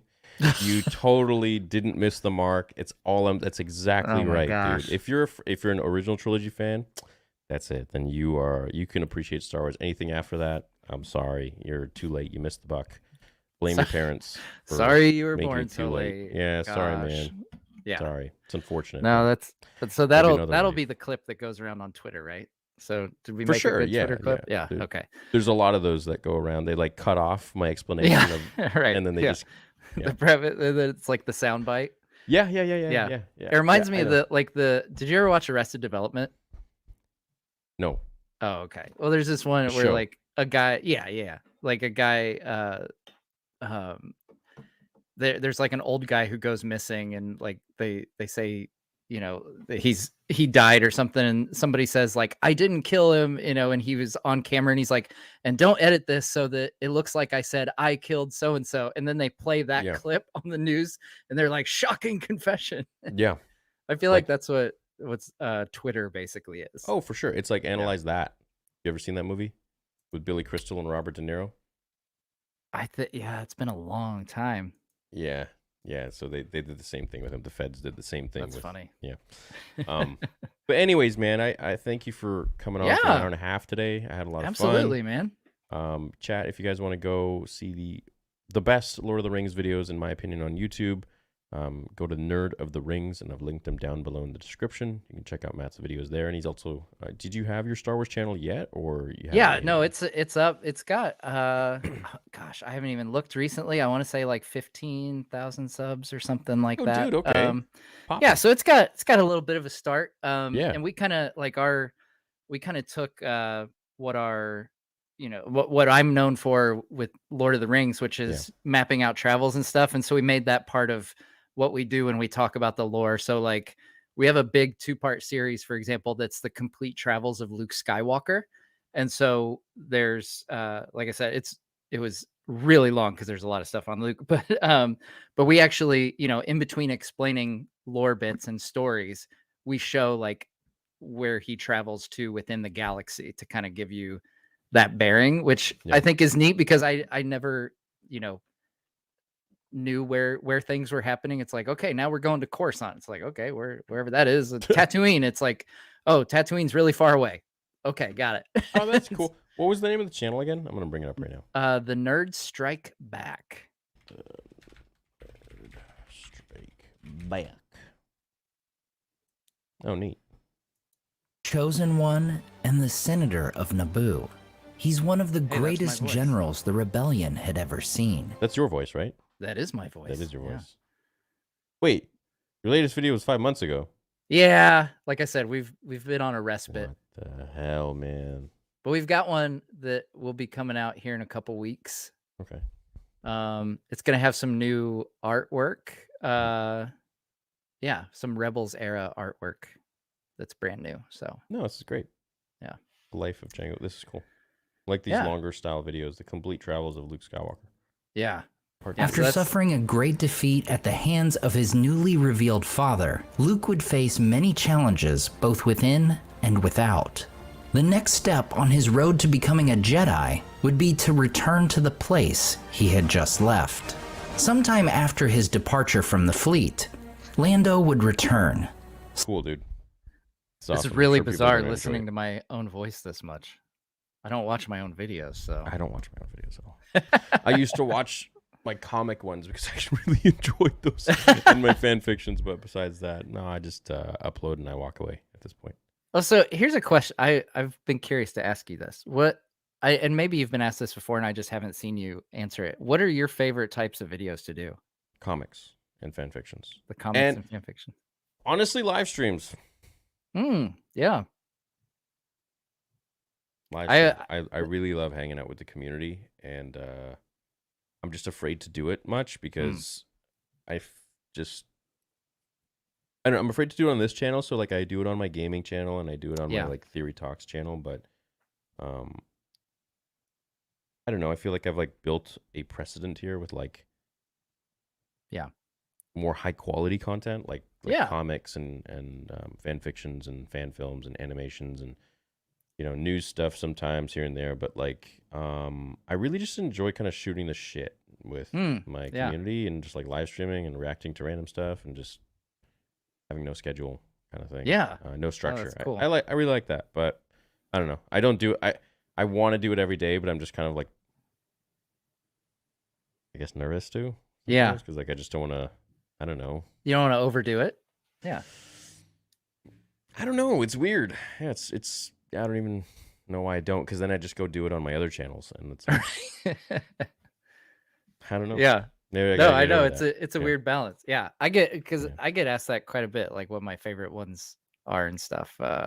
Yeah. But like, because I've done a few theory video, not nearly as many theory videos as you have, but like, because they take so dang long when I do them. They do. I have to like go pouring through all these books for like hypothetical answers, which is crazy. Like I can't tell you the number of times when I was doing something like what if Gandalf took the ring, which is my biggest video on my channel, where I would like write out like 2 paragraphs and I'd be like, yeah, okay, this is really good. And then I'd find some like letter that Tolkien once wrote where he said like, oh yeah, if this happened, this would probably happen. I'm like, son of a. Then I have to delete half a page and go back. Well, you can always just make it a fan fiction, right? But if Tolkien contradicted it, yeah, I guess I could make it a fan fiction. But I like to, You like to be as. I like to be as thorough as possible. I see.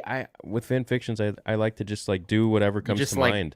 Yeah, like go no for it. rules, no rules, nothing whatsoever. Man, that sounds so like chaotic to me. It is, and I think I was more free in the beginning ages of the channel because there just wasn't as much scrutiny, and it's like literally anything I say is like You have more clipped eyeballs on into it, yeah. oblivion. Well, there's more eyeballs, there's more people who hate, there's more people who love, but it's like at the same time, I kind of just want to be left alone. I just kind of want to like go back to making content and not being scrutinized for like my opinions.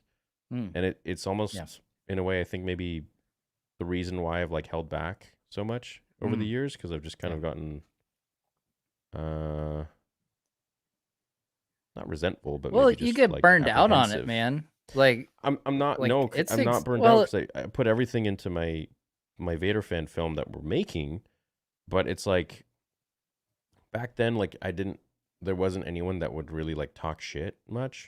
yeah. But now it's just like, oh Yeah. like, So like, yeah, which I burned out. I don't think but burned at out. the same time, yeah. like, yeah, I don't like it. Like, Yeah. I don't think burned out is the right phrase. Like it just wears on you, like to have that. Even if you're good at like brushing it off, like which I'm I kind of great had to at it. learn to Yeah. be good at it with, Yeah. pretty much from go. Once I started covering Rings of Power stuff, it was like barrage, yeah,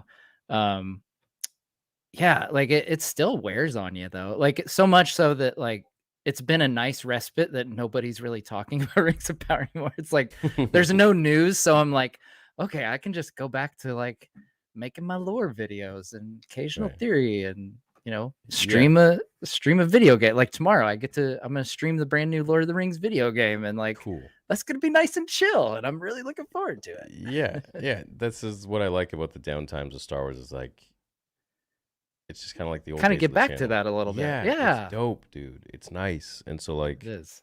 Ahsoka's over now. I think almost for 2 weeks. So I'm just like, okay, cool, sweet. Let's get back to the origins. Yeah. So Back to basics. but that's it. Yeah, that's the thing. You just want to do what you love and you want to have fun with it. So Yeah. and we're doing that. So, anyways, man. Yeah. Thanks for hopping on. I hope we do this again. For sure, man. And chat, thank you for being patient with me as I figure out the navigation for, Monday streams. But so far, I'm really enjoying having, new guests on every single week, and we'll see how it goes. But I'm still going to stay on. Matt's going to hop off, and I'm going to read you guys the super chats and hang out with you guys for a bit. So Cool. Yeah. Thanks, man. Right. I'll Yeah. catch you later. Thank you. Yeah. All right. We'll talk to you later, man. Later, bro. Bye. All right, chat. Well, that was fun. It was different. I'm still trying to figure it out, dude. Like, I think, I don't know. I guess every week having like a new guest or something like that. Like, I don't know. Like, what do you guys think? What do you guys think? What should we do? What should we do here? Anyways, while you answer that, I'm gonna bring up some of these soupies. Oh yeah, what did we get for the poll? Lord of the Rings trilogy got 39%. Star Wars trilogy got 61%. Of course, the Star Wars channel. 39% is still pretty high for a Star Wars channel, I gotta say. Yeah, Christian Harloff couldn't come on today. He had something to do with his family, but he's going to rain check and let me know when he can come on. Saw one of the old Nerd Theory streams and decided to watch. You guys were talking about the old Star Cruiser Hotel and the BB finale and looking to season 2. Love the memories. Looking forward to many more. Yeah, thanks, man. Donnie Snooks, Diamond Fig, Star Wars Sith, and Hannah Rayside for show. Yeah, dude, I'd love to get all those guys on eventually, right? Just see, you know, kind of the. I want to have I want to do like what I used to do with Mark with Rule of Two. And I'm even like considering getting like a talent agent or like a booker or something like that who can like get all of these like very big guests that I would love for, you know, to have on the channel that aren't necessarily even just like major Star Wars people that have worked on Star Wars, but like also other people as well. But I think also highlighting smaller Star Wars creators would be fun. I don't know if it'll ever transpire into or evolve into the point where like I'll have like a permanent second, like a co-host, but at this point in time, man, I'm just going with the flow, dude. I'm figuring it out. So that's all I can do. Hannah Rayside, she's a great girl.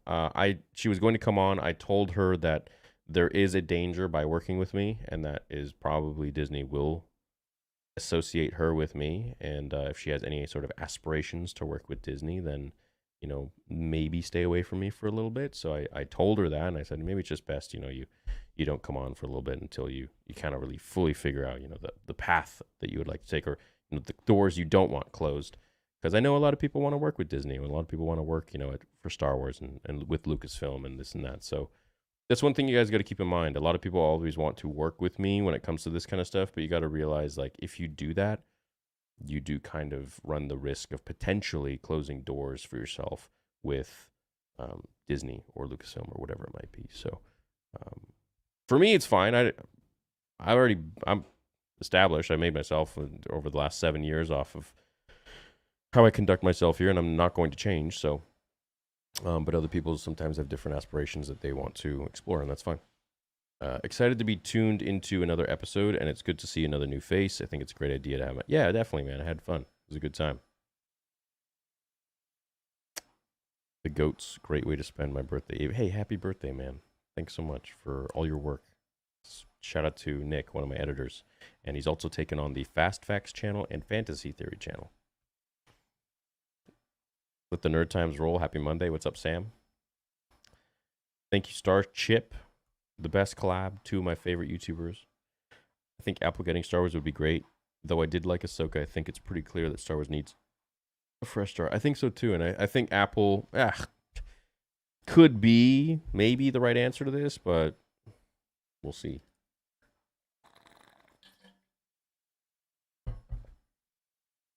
Matt speaks the truth. The Last Jedi felt like a major betrayal to any fan of Luke Skywalker. Luke was one of my heroes growing up.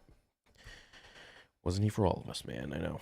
Hello, Star Wars Theory. What's your favorite Lord of the Rings movie? For me, probably... I like the Two Towers, man. That one was pretty cool. Got a nerdy Star Wars and Lord of the Rings question for you both. Oh, I guess, should I have kept him on? I don't want to keep him on if it would take him too long, but who would win, Dark Dimension Vader versus Sauron with the ring?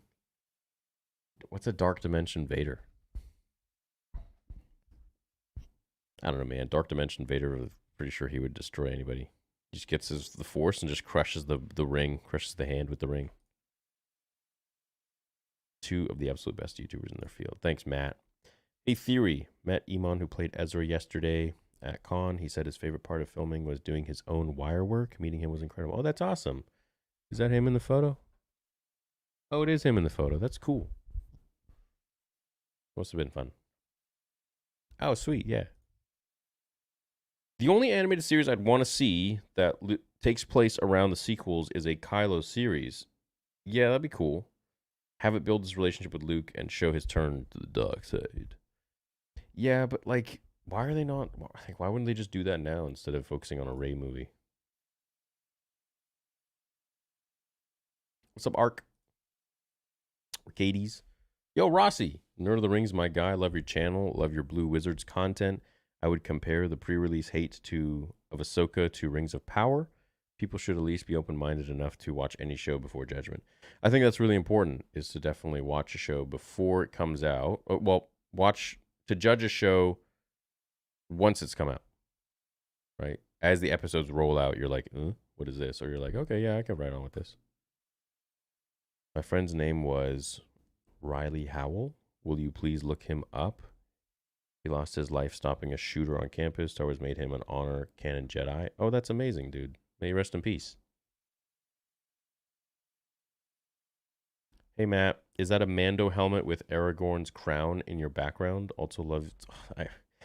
I guess he's not here, man. Unless he's in the chat. Oh, he is in the chat. Rest in peace, Riley Howell, man. True Jedi. Remake the movies and replace Snoke with Snooki. Yeah, if you guys have suggestions of other people you want me to bring on, let me know. As I said, trying to figure out what the path here is. Darth Vader should have just ordered the Death Star to destroy the sand planets. Imagine if that was canon, it would connect his statement on sand. It would. But he didn't think of that. And they can't just like go around destroying every single... Well, I guess they could. Christopher Lee was the only cast member of Lord of the Rings that met J.R.R. Tolkien in person. He also witnessed the last execution by guillotine in France. He's literally a vampire. James Bond was based on Christopher Lee. If the Jedi didn't have the Force, would they be able to beat the Lord of the Rings characters in a sword fight? Yeah, for sure. I think so. Don't you? What's up, Benji? Epic crossover of The Last Panda. Nice to meet you, Matt, says Branson. Matt, can you speak Elvish? If so, how did you learn? Okay, we'll have to get him on another time. Your art book is valued around $2,500. Mine? Really? Jesus. I know my S super chat wasn't the vibe. My bad. Look after. Where was it? Oh, no, I already read it, dude. What do you mean? Sauron or Palpatine? Palestine? Palpatine? You want him to say Palpatine? I would say Palpatine, but I know many Lord of the Rings fans would say differently. Fellas, what's going on? Jared, what's going on down? Nerd of the Rings, welcome to the stream. You've now entered the Monday vibe session theory. I'm loving the stream as usual. Also, Nerd of the Rings, you need to finish Bad Batch. What's up, Rossi? Matt, are the Easterlings the Arab people of Middle Earth? I think there was a similar group. I'm half Arab, not going to lie. I might join Sauron.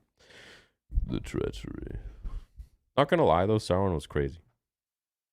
It's crazy bastard. Suggestions for guests? Yeah, what do you guys want? Waiting for you and Christian Harloff for a long pod. I think me and Christian would have a dope podcast together. This says, what's up, Theory? How you both doing? Much love to both of you, and I hope you all are happy and healthy. Got the Star Wars Outlaws fam coming out. Star Wars is the best space-based mythology. Lord of the Rings is the best land-based mythology. Yeah, but imagine... So I feel like Lord of the Rings is Dune in space. Did you watch Three Ninjas growing up? Yeah, I did. Tum Tum, Colt, and... I forgot the other guy. I didn't like the leader. I thought he was a suck-up. I like Tum Tum and I like Colt. Lord of the Rings trilogy are better movies, but Star Wars will always be my first love. What is both of yours favorite movie in each trilogy? Gina Carano would be great. Yeah, man, I wish. That'd be awesome. Actually, maybe she'd be down to come on now that she's not affiliated. I'll probably have to bring her on with Jay. So Jay would never allow her to come on alone. Oh, Jay. Gandalf the White or Ahsoka the White? Probably Gandalf the White for me. It's great that people are passionate about fandom like Star Wars, but unfortunately some people can be quite aggressive about fandom. Much love. Yeah, they can be. But that usually stems from their own problems in their life. And yeah, I'll always love you, Theory. My BF. My BF, bro. Oh, sick. Hey, is that from my comic thumbnail? That looks dope. I can't tell because I never used it in a thing like that. Hey, Theory, followed along your channel since I was 14. I'm 20 now. I was wondering if I could pop on a stream sometime to talk some Star Wars. Much love. I'll definitely have some streams where I highlight some other creators and just like other people in general. But like I said, I'm trying to figure out the flow here. So I'm trying to see what I'm going to do. So far, like if I can get a new guest every week, I think that'll be fun. But yeah, I don't know, man. We'll see. I'm literally in the same boat as you guys, figuring it out. But we're going to keep doing these Monday shows no matter what, because I love it. Will you ever do a full stream with just Melvin? Yeah, I'd be down. Why not? Dude, I'm down for anybody who wants to come on. I'll do a full stream with them. Speaking about getting a bookie, any chance of getting a video or live with Star Wars actors, especially Hayden? That would be cool. But you have to realize, right? Like Disney does not work with me. So to get someone like Hayden Christensen would be contractually for him. It probably, like, you know, Disney probably wouldn't be happy about it. But I don't know. You know, you know, he's tight with Nick Gillard. I'm very tight with Nick Gillard. You know, but yeah, you kind of got to. Yeah, they don't fucking like me. So, Star Wars Sith is live right now playing Spider-Man 2. You should rate a stream with us. I'm here, man. I'm doing my own thing right now. Wanting you off for a long pod. Yeah, me too. Be cool. Be fun. Ever seen the George Lucas's Random documentary video? It's a hilarious Lucas appearance that doesn't have anything to do with Star Wars. I haven't seen it. You should consider getting Nick Gillard on here since you know and talk to him. Also, getting creators of your favorite Star Wars games or just games in general would be pretty cool as well. Yeah, I mean, I could get Nick Gillard on, sure, no problem. But him and I are really candid about like Star Wars and stuff, and I don't know if he wants. I don't know, man. I don't think he gives a shit, to be honest. He is the most real dude you'll ever meet. I love that about him. If in another vid, my bad. Why no more Josh? Sorry to ask. Josh left the show. So, yeah, it's not my doing, man. He hit me up before the show, was it a couple weeks ago, and said that it was going to be his last show. So, yeah, he needs to do his own thing. So, all the power, more luck to him, whatever the saying is.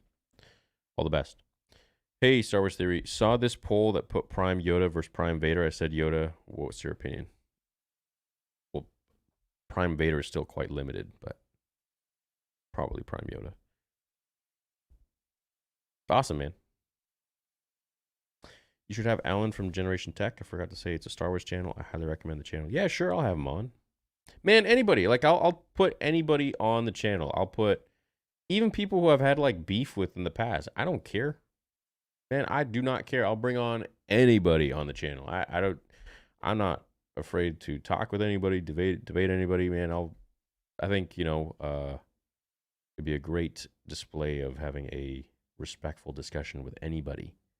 So, yeah, I'm down. If you guys like have any suggestions, you guys want to hit up other people, man, go for it. I'll bring on anybody. Bring on small creators, big creators, actors, directors, writers, even non-creators. I don't care. Thanks, Chad. Very generous. Super. Thanks, man. Imagine the channel was around to do watch-alongs, then the Clone Wars series first. Oh my god, dude. It'd be amazing. It'd be awesome. Get Balin Levine on here? Yeah, no problem. I could do that. Hey man, love your ranking videos. Would you ever consider ranking every episode of the Clone Wars? I designed a poster for all 133 episodes, and you could, dude, that's crazy. 133 episode poster. That's nuts. That's insane. I thought you were having Christian Harloff on tonight. Yeah, he couldn't make it because of his something with his kids. He's gonna make me super him. You know, I think I'd love to get Lore Master. I'd love to get or did he change his name to Fact Free? I can't remember. Which one was his name again? God damn it. I think Fact Free was the old one. Yeah, it's Lore Master now, right? I forgot. Yeah. Okay, cool. He is one of the OGs. Dude, I'll get Star Wars HQ on. Man, anybody. I think it would be fun. And having Arnold on last week was awesome too, man. I love his energy. It's just like having different guests brings on different vibes, and I usually, I wouldn't say I match their energy, but like it's always a different dynamic because I find I'm like much more calm usually, and then like if there's something obviously passionate or whatever, then I'll be like crazy. But yeah, for the most part, bring on Melvin. He's always ready. Pente Patrol Star Wars would be good. He does a lot of fanfics. Oh, okay. Sure, yeah, dude. Anybody. I don't mind. I'll bring on anybody. So we could always do like a poll on Twitter or something every week, and then see where it goes from there. And any of your favorite creators or whatever it might be. Have fun with them. Love your work, bro. 5 years watching. Thank you so much, J&M. The sequels were squandered with absolute trash writing. Insane that Disney wants to polish that turd with more content. They just need to be forgotten. I agree with that. 100%. Jeremy from Geeks and Gamers, Drunk 3 Puberty, if you have a fun stream. Absolutely, man. I'll get them on right now if they want. Anybody. I think it'd be a fun conversation. I could break bread with literally pretty much anyone. Let's see.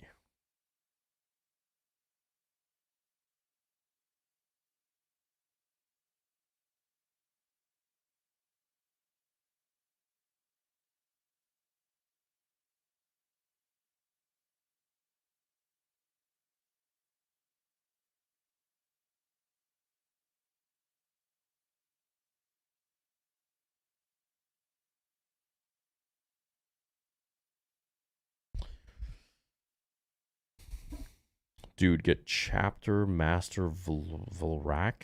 Pretty sure you two would vibe. Plus, I would love to see the Star Wars Warhammer conversation. He's the Star Wars theory of Warhammer. Oh, really?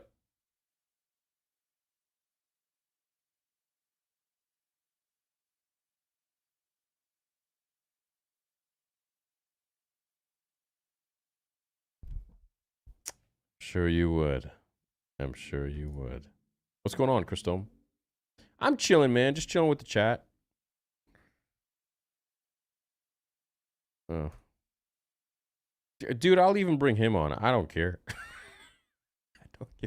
I don't care. I talk to anybody. I will break bread with anybody. Fun chatting with you last week on stream for a minute. I was the guy that never saw any Star Wars until 2020. You said you have a very unique perspective. Yeah.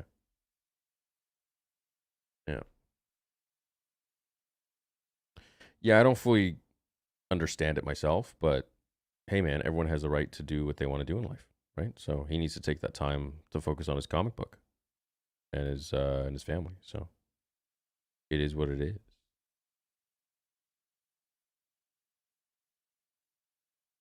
Uh-oh, we're getting some discourse here. You guys are fighting amongst yourselves.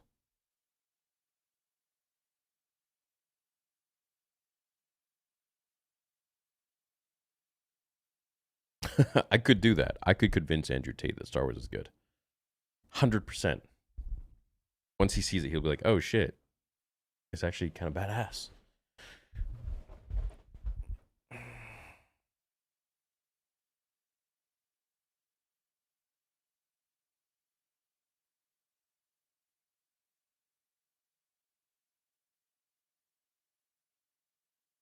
You're right. Maybe someone can come on and explain it to me.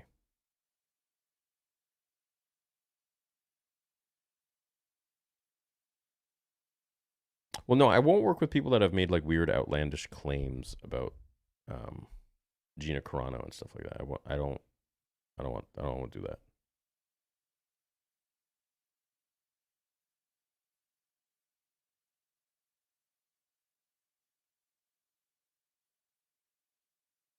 I got to rewind the stream. I got here an hour after y'all started. How was it? I love watching Lord of the Rings content in general. Oh, really? And it's insane how much lore there is in that series. I think there's more lore in Lord of the Rings than there is in Star Wars, which is wild to me. Got home today. Text my best friend to see if he fed Gambit. He said he just found a blanket.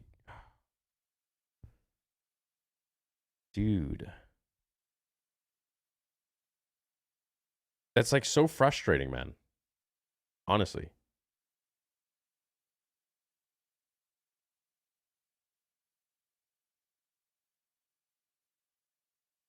Made a tweet manifesting months ago. It'll happen one day. Been watching since 2018. Nice, man. Keep making tweets. Sorry. It was nice to see John Campia give you praise for your Ahsoka review the other day. I know you guys don't always see eye to eye. I had no problem with him, man. It was just when the Pablo thing came out, he was, yeah, I don't care. With guest or alone, we will always support. Thanks, bro. Well, on the channel, I've always been solo. I've always been myself, just like me. So it's going to be a bit of a transition period, and I understand that. And I understand there was like a lot of fun and discourse with the previous podcast, but we just got to roll with the punches. We got to move with it. So I appreciate you guys rolling with me and riding with me, and I'm going to make it entertaining either way. You guys are going to hang out with me, and we're going to have a good time. So, I mean, we had a great time during watch parties, so we can do the same thing now. We just have more flexibility to do whatever we want. Yeah, that'd be cool.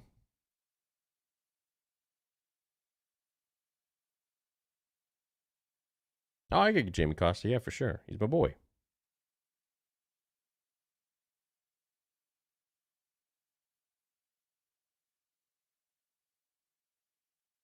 Thanks, Clone Avenger. Thanks, Jake. Yeah, guys, like, you also have to realize I'm a bit of a black sheep. Like, I don't know if I can get some of those people because it's, yeah.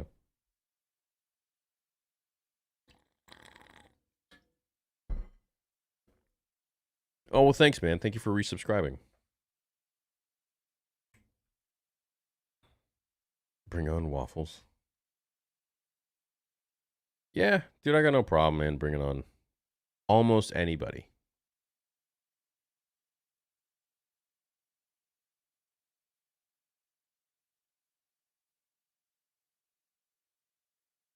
Yeah, I mean, he would probably have fun talking about Star Wars and how it connects to religion.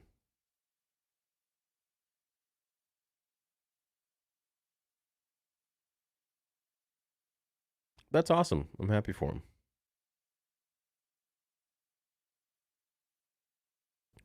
Oh, life break, sweet. So Sith with Rayside, a lot of people say this because I invited her on the show. I was like, hey, do you want to come on? And she was super happy about it. And then I called her. I'm like, look, like, I got to be real with you. I know that you have aspirations to work with like Disney and Lucasfilm and stuff like that eventually. So I got to let you know before you get involved with me that they will probably blacklist you, possibly, because they've done that with people in the past that I have heard of, who were associated with me. So it's up to you, but like, I'm just saying, you're going to potentially be closing that door for yourself. And I just don't want you to do that for my benefit or like, whatever. So she was bummed, man. She wanted to definitely come on, but she was like, yeah, I maybe don't want to close that door right now, and then figure it out.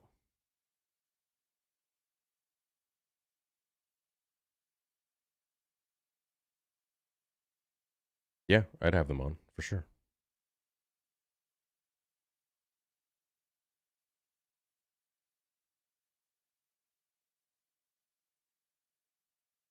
Yeah, well, I can't.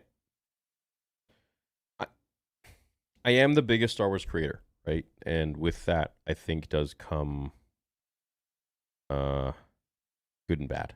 So I recognize that. I'm not blind to it, but it's only bad if you see those things as good, right? And so, like, for certain people, they want certain opportunities, especially when they're up and coming and, they haven't really necessarily maybe hit their stride for years or whatever it might be. They're not as established as I am. Like for me, I'm set. Like I'm established. I'm here. I'm not leaving. It's been 7+ years, 7.5 years almost, that I've been on the channel. So it's like not going anywhere. I've seen the highs and lows, and I know what to expect. I know what's going on, but I also gotta realize that other people have dreams and stuff too, and I'm not the star of YouTube. So people have their own path that they want to follow, and I don't want to close any of those doors for them, for my gain or whatever it might be. I'm sure she would get a shit ton of exposure from being here with me, but that it doesn't matter because some people, they have other aspirations, and so I got to be very aware of that. Thanks, man.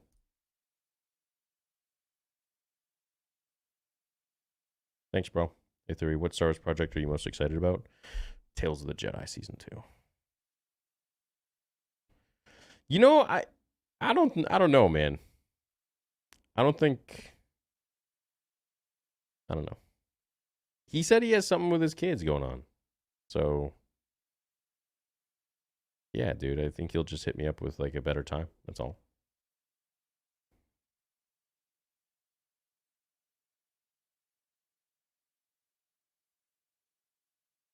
Yeah, cool. Yeah. Ooh, dude, I want Star Wars Eclipse to come out. I think the KOTOR game got like shelved, didn't it? Thanks, bro. Joe Rogan on the podcast, one bald man to another. Yeah, that'd be wild.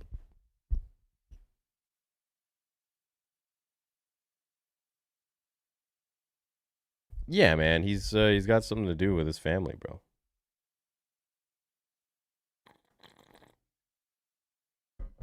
I think we'd have a fun time. We'd have a fun show for sure.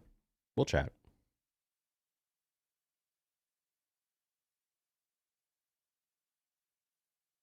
Think we'll ever get a Star Wars What If? Hello. So my channel's for. Yeah, next week I'll have George Lucas on.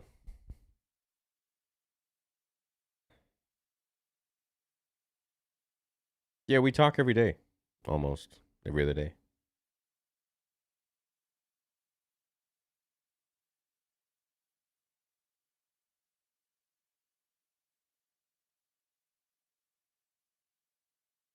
How long stream tonight? I'm not sure. Sam Witwer would be cool, man. That'd be awesome to have. I never really got to like full on talk to him because he was just fucking answering Mark's questions. So I was like, fuck, man. But yeah, maybe another time. I don't know. Who's stronger based on knowledge and the lore that we currently have? The Wills or the Mortis Gods or the Night Sisters? I think the Wills. Dude, thank you. What the hell? Been a massive Star Wars fan. Dude, what the hell? That's huge. 59 euros? That's crazy. Thank you, man. Like, you just paid for, like, a portion of what I'm paying this new guy for Vader Episode 2. A portion, yeah. So right now, what's going on with it is every week there's, like, a new person that we're hiring and bringing on for some work. And the last guy was... I think he did the characters.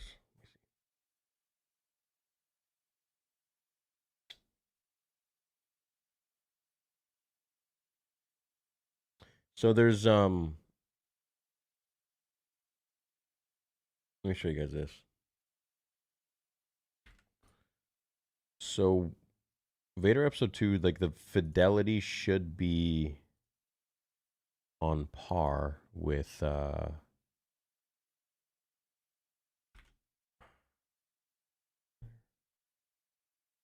should be on par with this. And fidelity, I mean like the movement and all that shit. So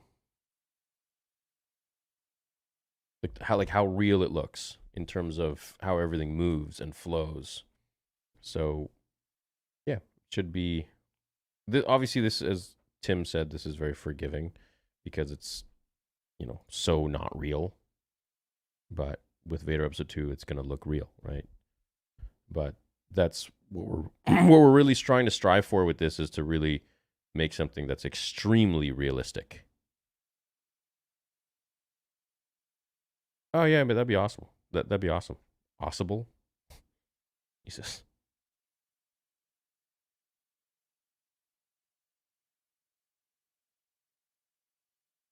Cool, man. How are you liking the book? Hey, thanks for gifting 5 Star Wars Theory memberships. Would you guys be down for some just full on streaming? Just straight up streaming, like doing random stuff? Because I've been thinking about it for a while, and like I really like streaming a lot. I really like streaming. Yeah, so I think that would just be a lot of fun, to be honest. So this is the channel that I do most of my streaming on, and it's called Theory Talks. You guys want to check it out? This is where I live stream pretty much every other night or every night, and we go like sometimes like 3 hours. Like we had the power went out. I was like doing like a spooky stream, and then also on Theories Arcade, I do a lot of live streaming there too with like reactions and stuff. So you guys want to check that out? Like we did Spider-Man the other day. We did weird reaction videos where we did like creepy, spooky videos. I played some games, but we also reacted to, yeah, like Halloween stuff. Creepy Halloween stuff. Yeah, it was a good time. Plus games. It's always a win. It's always a plus. Then I got my Dragon Ball channel that I've been working on. You know, I make videos whenever I can, like every maybe week, sometimes twice a week. And then I took a hiatus there for a couple months. I was busy with Ahsoka. Just couldn't really focus on anything else.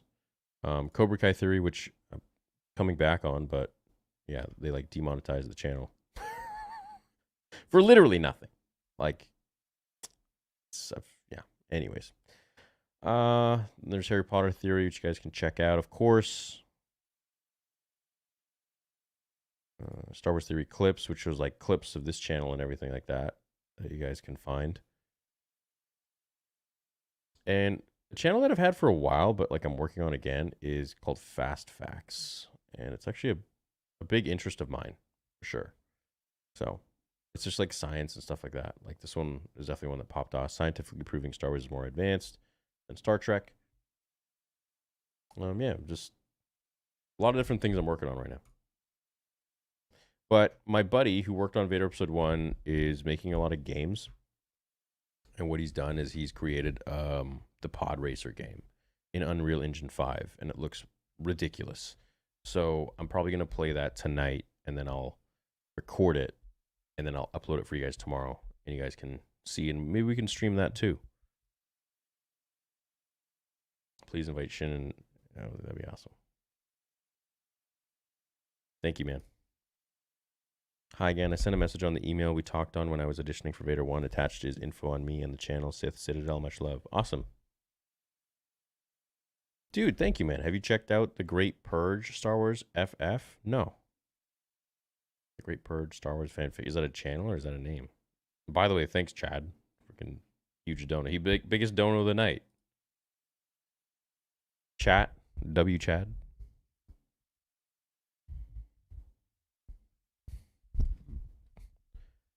Give Josh an offer he can't refuse. Nah, man, he left.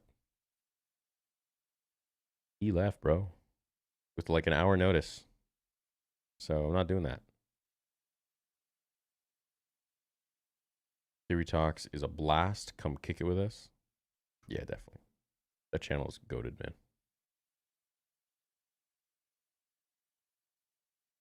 Oh my god. I don't know. Yeah, I don't know if I can. I'm not sure. I don't know how that stuff works, bro. And like, yeah.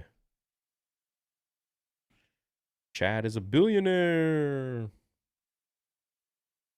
I wish.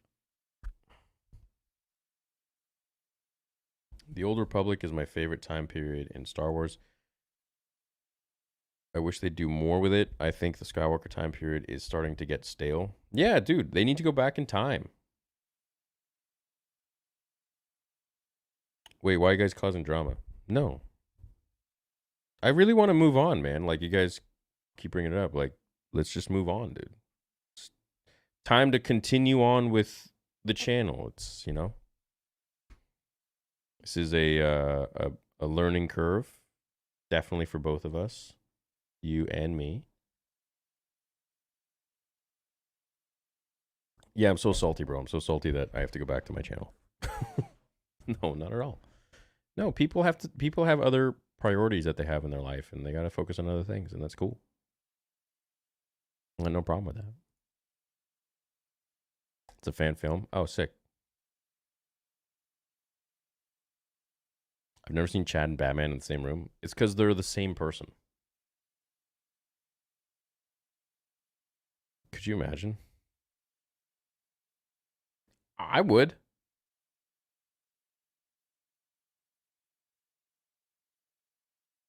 Look at the game Melvin's playing. Oh, yeah, dude. That'd be cool. Yeah, dude, we all wish Josh the best, man. In all of his endeavors. Oh, that'd be cool.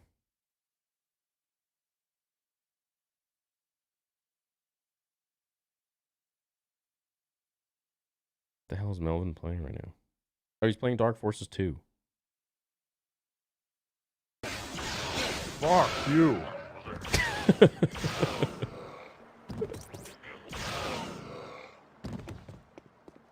Go over there and raid Melvin's stream. He's got 31 people watching. He's got 28 people watching. He started streaming 13 minutes ago. Go raid his ass.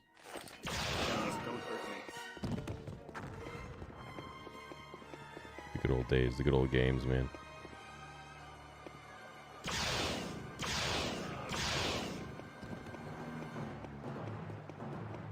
Yo, how does he play with this mask?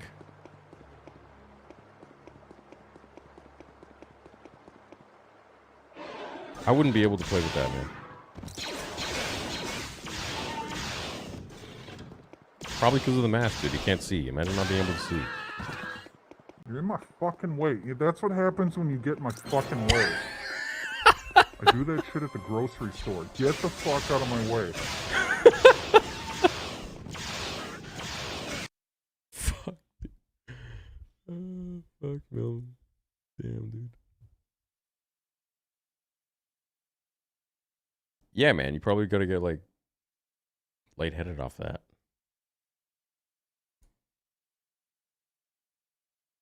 Sabina's a Disney show. No. How does Melvin see through the mask? Also, why he's so angry? That's the secret, Cap. Melvin always angry.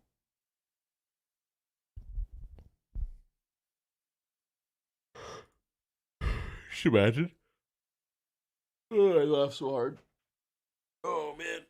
All right. Well, I'm hungry.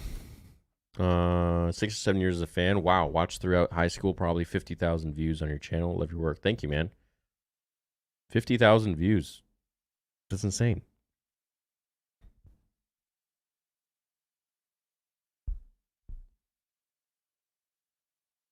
Get X-Wing or Callus back on. Yeah, I'd be down, man. Those guys are dope. For sure. I'll try to do a talks later. I think that'd be fun tonight. Oh, I'm sorry. What was it?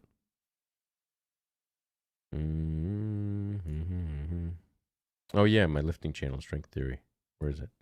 Operate Tales of the Jedi 2 follows Balin and Shin for 3 episodes, and then Quinlan Voss and Aayla Secura in the other 3. You'd want them to follow Quinlan Voss? That would be cool. I honestly wouldn't mind to even get like a 12-episode season and maybe follow 3 characters around. That would be neat. Only became a Star Wars fan in 2017, and I'm 29, so better late than never. Awesome, dude. Welcome to the Brotherhood. Thank you for making me love Star Wars. Your videos helped me fall in love with it. Awesome, man. Well, I'm happy that you found something you love, and, you know, there's a lot of Star Wars to go around that you can choose from, so.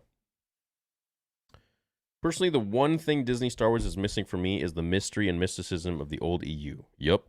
I adore how endless the universe felt back then. Me too. And just how, like, different it felt. It just feels too... commercialized now almost. But maybe it'll change. Maybe it won't. We'll see. Definitely.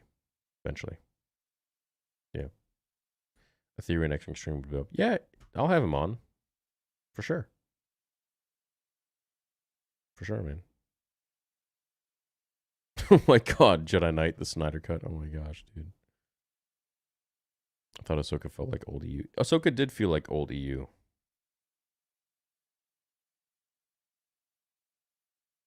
Yeah, he didn't know how to, like, say it, I guess, so he had to, like, rip it off like a Band-Aid, kind of, and just, yeah, so.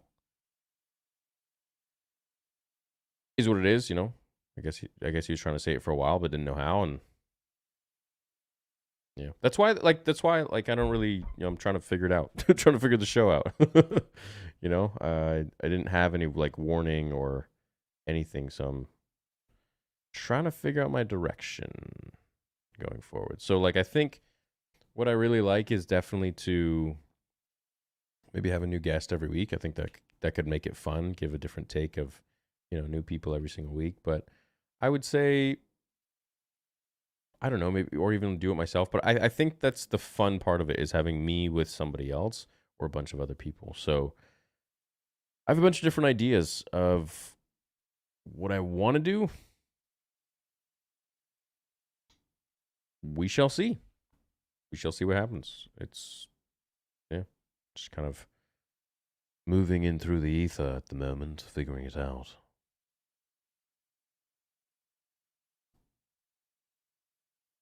Thanks, bro. Thank you. That wasn't even a super chat, dude. That was like a free one. It's like a free, come on. Come on. My illegitimate child. Waffles. Yeah, let me know how he is, man.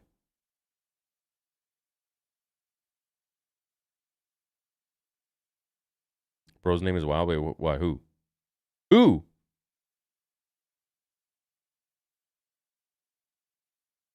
Oh, dude. I'm sorry, I didn't see that.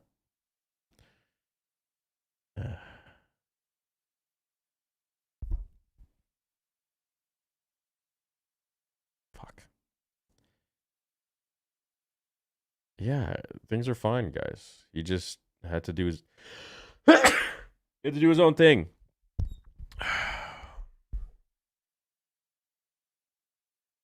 Fuck. Damn it. What's a small aspect of Star Wars that you wish got more content on? For me, it's pod racing. It's so underrated. It was a peak of my young... Yeah, me too. I remember seeing it in theaters. It was dope.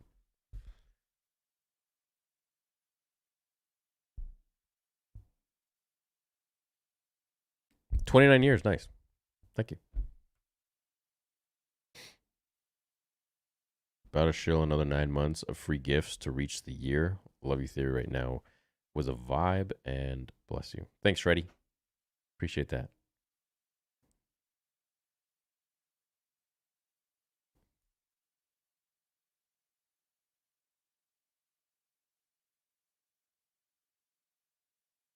No, you saw it, Chad. I'm not repeating that.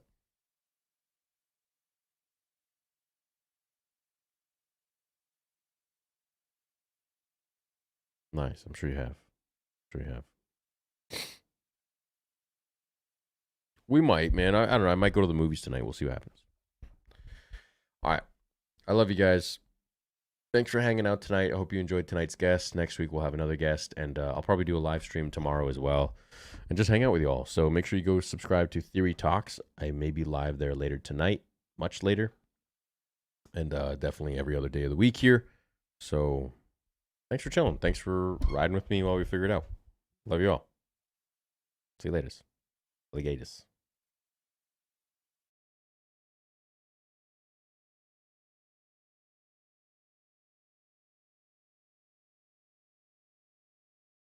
And you're sounding like a separatist. I am altering the deal. Pray I don't alter it any further. Ah, Mando! They all hate you, Mando. Mando. Only you, Mando. Welcome back, Mando. Mando. Sorry for the remote rendezvous, Mando. What about you, Mando? Mando.